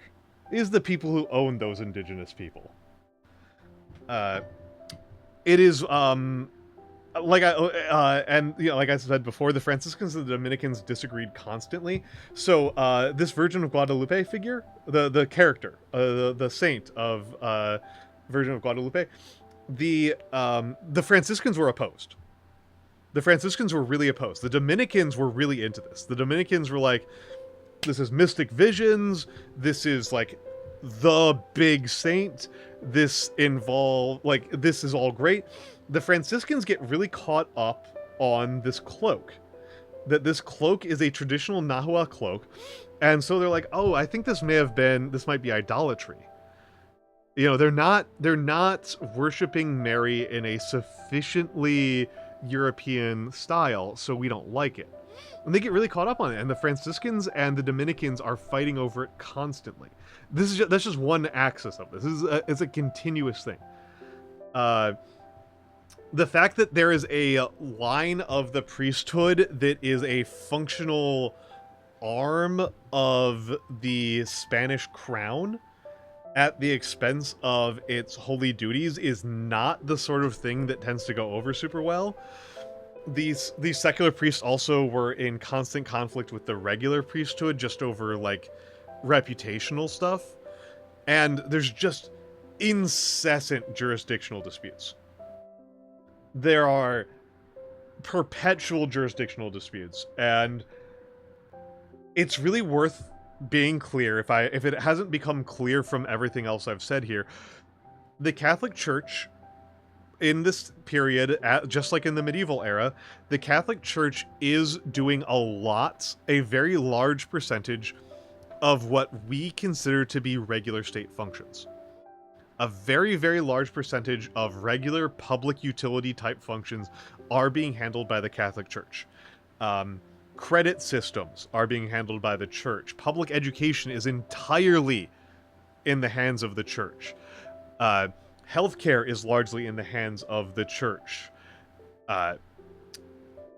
There's many types of dispute resolution that are handled by the Church. There are maintenance of some public works, not all, but some public works are handled by the Church. So these guys are fighting over jurisdiction constantly.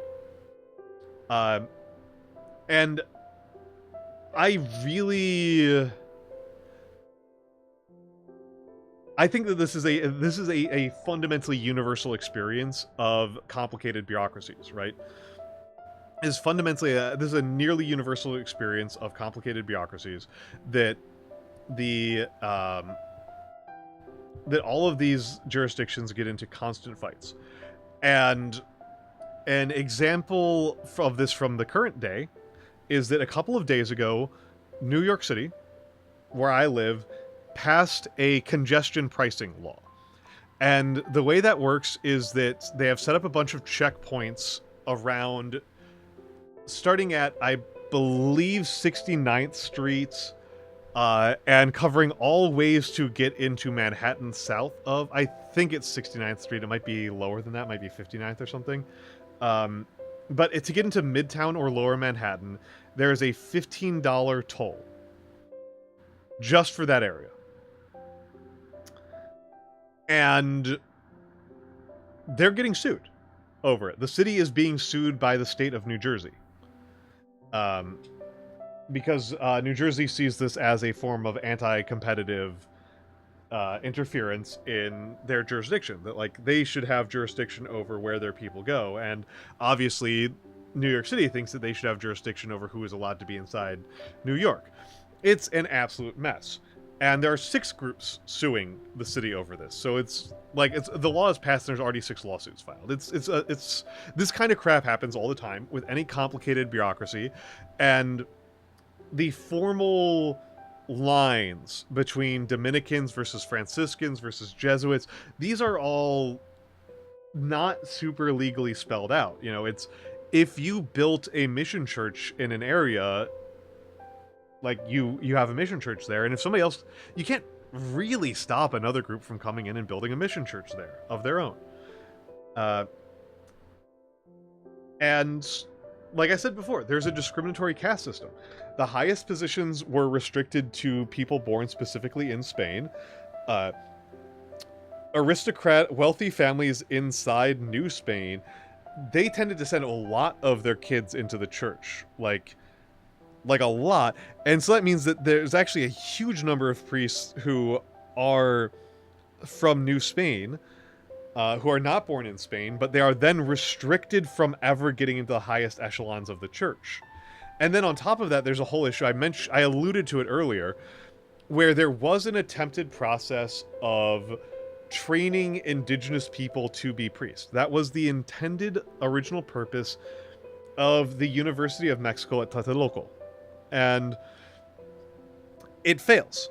It just doesn't work the way the Catholic Church wants it to. The basic gist being that it turns out to be you're kind of training people with the hope that they will create less, that they will do more work than they create, and that turns out to have not been the case. I don't entirely understand the details of it, but it is a project that fails and is abandoned, and then full-blooded indigenous people are barred from becoming priests for a long time, but people who are of mixed race are not. And those mixed race people, however, face discrimination within the priesthood.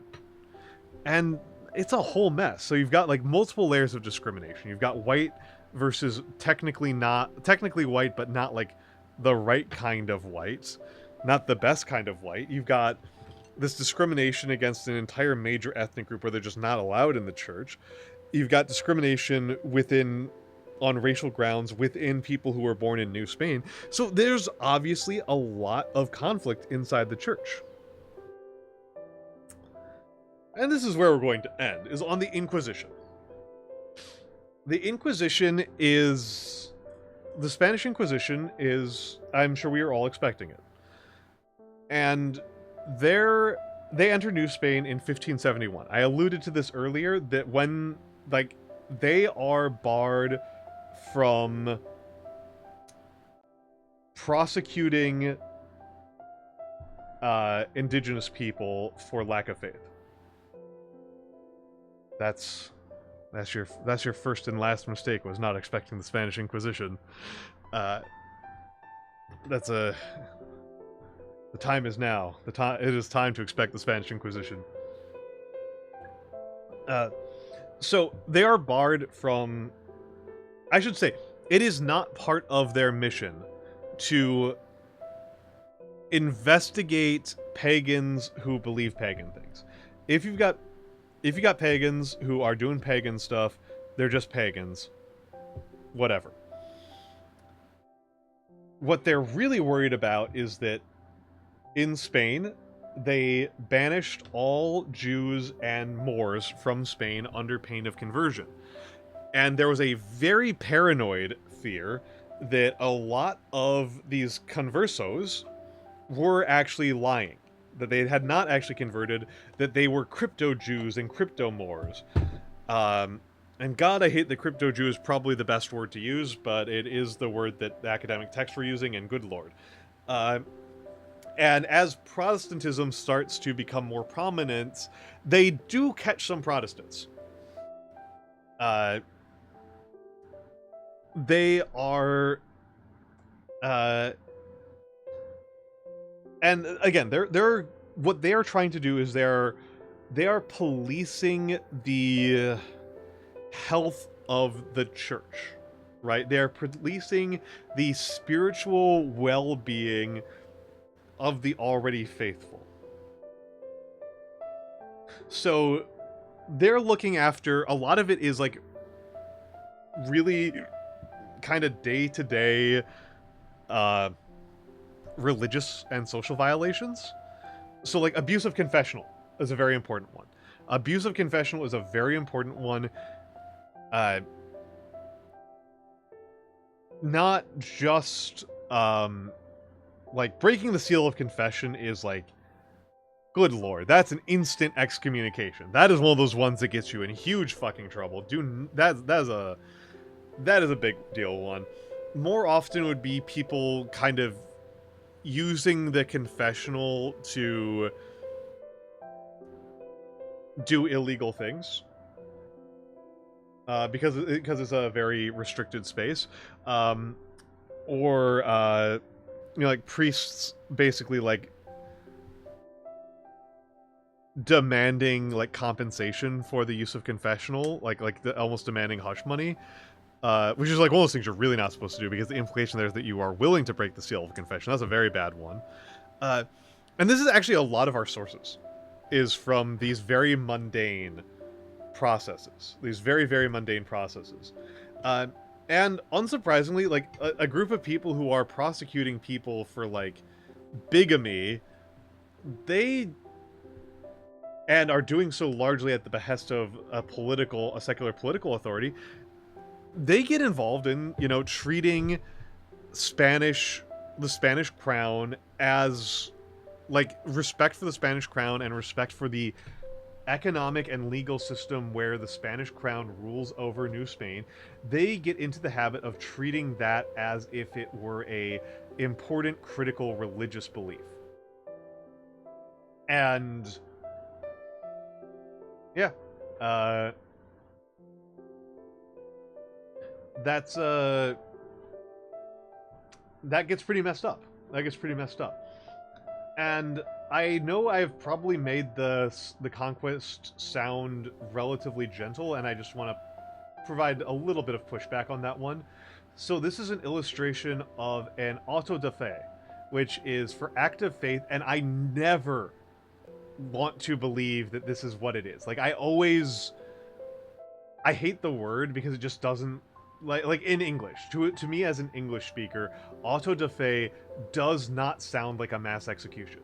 It just doesn't. Like my brain will like never accept it. It sounds like a sporting event. It sounds like a sporting event or like a fun party. But no, it's a mass execution. And for religious crimes, and this is an illustration of one. And the usual thing about it is that it's pretty much never a like one strike you're out kind of situation. You need to not just be like defying the Inquisition and the religious authorities, you have to be doing so like very blatantly and like really refusing to recant. Like you usually get the opportunity to recant and you will merely get a bunch of very nasty punishments. If you refuse to recant, you face execution. The usual method of execution was strangled and then burned. Was you'd kill them by strangling and then you would burn the body. If that sounds weird, remember that part of Catholic belief is that your body is itself holy.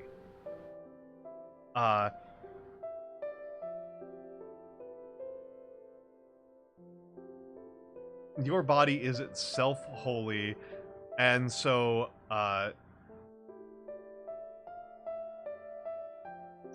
the destruction of a person's body post-mortem is an attack on them. It is a punishment above and beyond just killing them.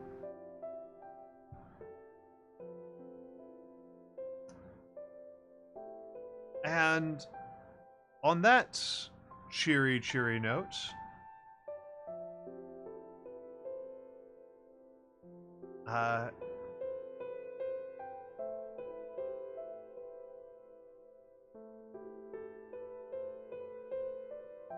that is the end of today's lecture. I thought about trying to get into some more socio-cultural issues in this one, but I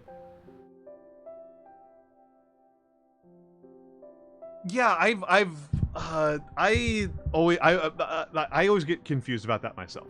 Strangle is the weird one to me. Like, sounds like the executioner just grabs the victim by the neck and so strangulation in most execution methods, including I do not know for certain because I would need to be looking at really be looking into it, but I know that in other Catholic areas, when they say death by strangulation, they use a garrote, like a rope, but like you're like on the ground and a guy comes up behind you and wraps a rope around your neck and squeezes it until you die. Possibly by asphyxiation, much more likely via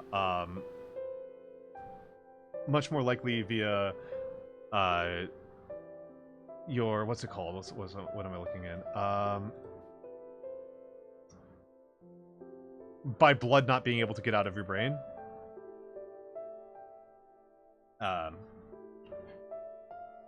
But you're gonna die from strangulation.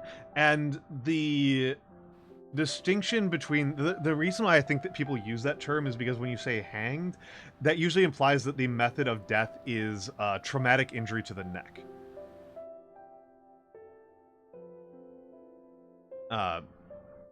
Admittedly, slow hanging is a form of strangulation, and that is an execution method that people have used in the past. And so short drop will also do that. Short drop will also cause that to happen. I probably know way too much about execution for saying it's something that I do not like to study. I really do not like to study it. It is not. It squicks me out a lot more than most forms of death. There's something about the callousness of it that really gets to me.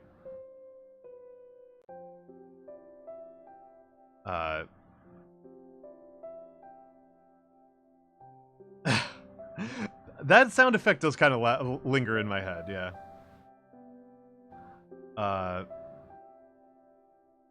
That sound effect does kind of linger in my head a little bit. Hmm.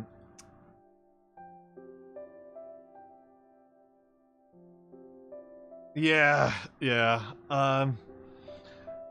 So, I'm gonna put it to the community here. I have 3 raid targets in mind.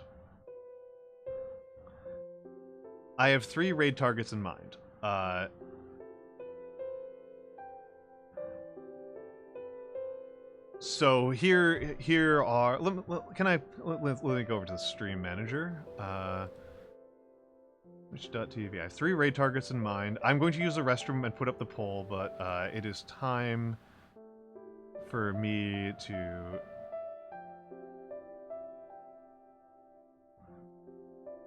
I have finished this. I am contemplating streaming tomorrow. Because I want to. I want to play.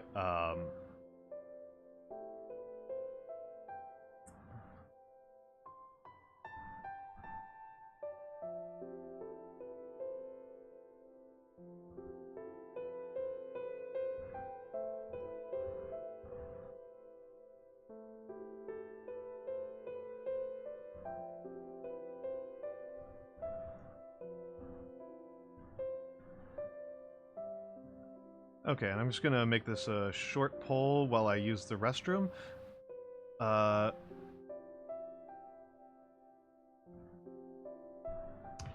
Give me a moment. I will be back, and I'll probably keep talking for a few more minutes, but I do want to use the restroom. I do want to just have this as a plan. So give me a moment.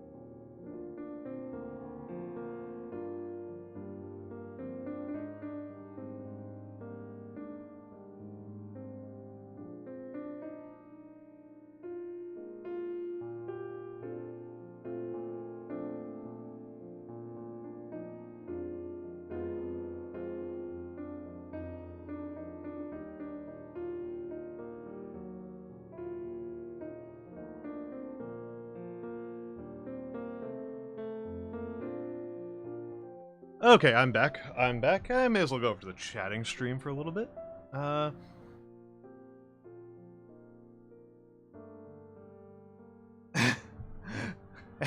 I think spending channel points on votes is extremely funny. I think it's very, very funny.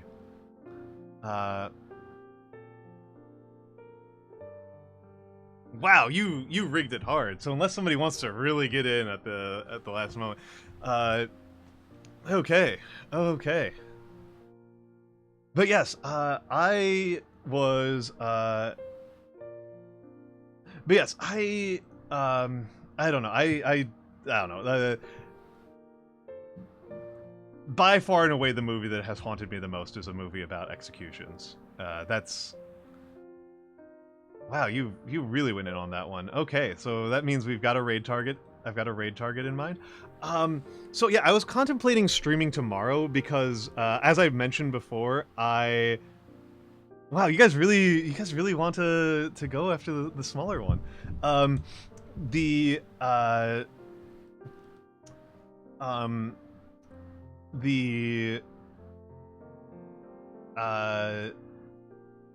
I really want to play Chrono Trigger. That's the game I want to play. I want to play Chrono Trigger. My Saturdays look like they have started to clear up, and I might actually just make Saturdays a regular stream day for me. Sundays are still going to be really bad. But I might go over to doing Saturday. I might add Saturday streams or change one of my other stream dates to Saturday. But I'm either going to stream Chrono Trigger on Monday or Saturday, and be on the lookout for that, because I still haven't actually made a decision. I still haven't actually made a decision. I did much better on getting my work done this week than I expected to, for my other job. So I'm a little bit ahead. Hello, Mr. Overheat. Hello, Mr. Overheat. I hope that you've been here for a minute. But yeah, I don't know if people know. Hana is a little bit of a thirsty one. A little bit of a saucy one. Hello, Mr. Overheat. You've gotten here at the very tail end. I am actually just discussing my next plans. I'm actually going to start making my schedule right now for next week while I'm thinking about it. Though, actually, no, I'm going to hold off on that because let me put in the Discord message in case anybody doesn't have it who wants to. So I am still deciding on whether or not I want to use whether or not I want to change my stream schedule, because it's currently a pretty good stream schedule. I'm pretty happy with it, but I don't know. I've got Saturdays open. My Saturdays are more open now than they were in the past, and I might want to use Saturday. And again, my next stream, whether it's tomorrow or Monday, is going to be Chrono Trigger. So I guess I'll see how I feel. I actually felt I want to thank you all. I do want to take a brief moment to thank you all for being here, for enjoying my silly little streams, and for chatting with me.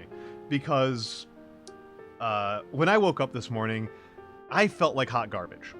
I felt dreadful. I was really considering skipping stream. I was really considering canceling stream.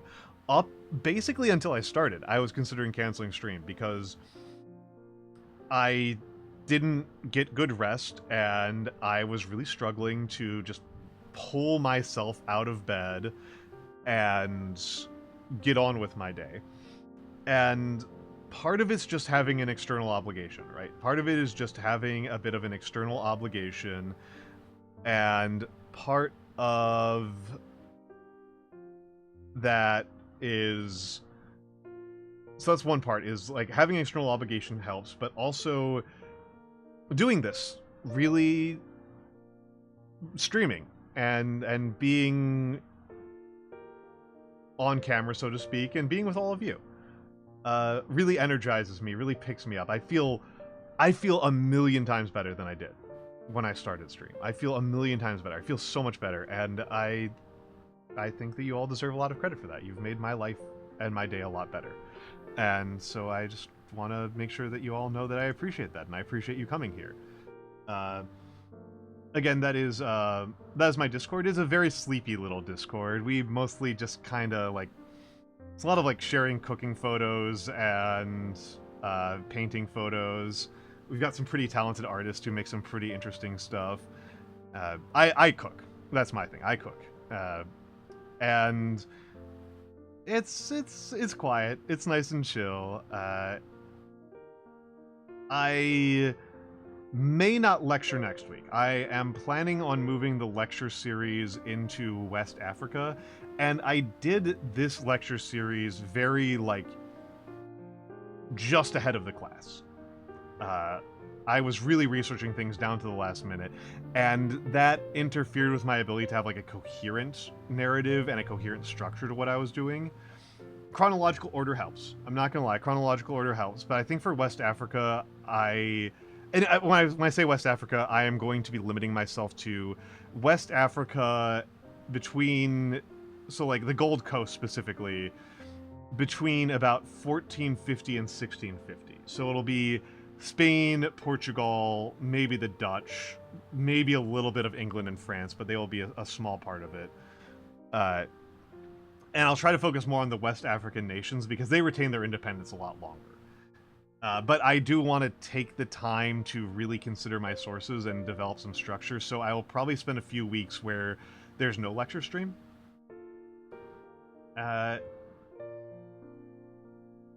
So let's get the raid started. Again, thank you all for being here. I will be active on my Discord, obviously. I am easy to DM. I am easy to talk to. I am in the early stages of trying to get some small little games of Tabletop Sim 40k together, and so if you are at all interested in that, please DM me. Please DM me if you are interested in doing Tabletop Sim 40k, because I am interested in doing it. I haven't played 40k in a while, and I'd really love to.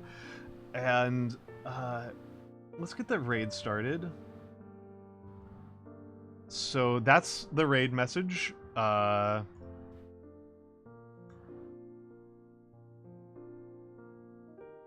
That's the raid message. That's the that one. Oh yes, because a Nightbot can't copy it. I keep on forgetting that Nightbot needs to be a mod in order for it to work. But Iris Velod, I don't know very well. I do know that they are Ronin recommended. Iris is Ronin recommended. So I am taking it on faith because Ronin has never steered me wrong before. She is playing Persona right now. I have never rated her before, so I think this will be cute and fun. And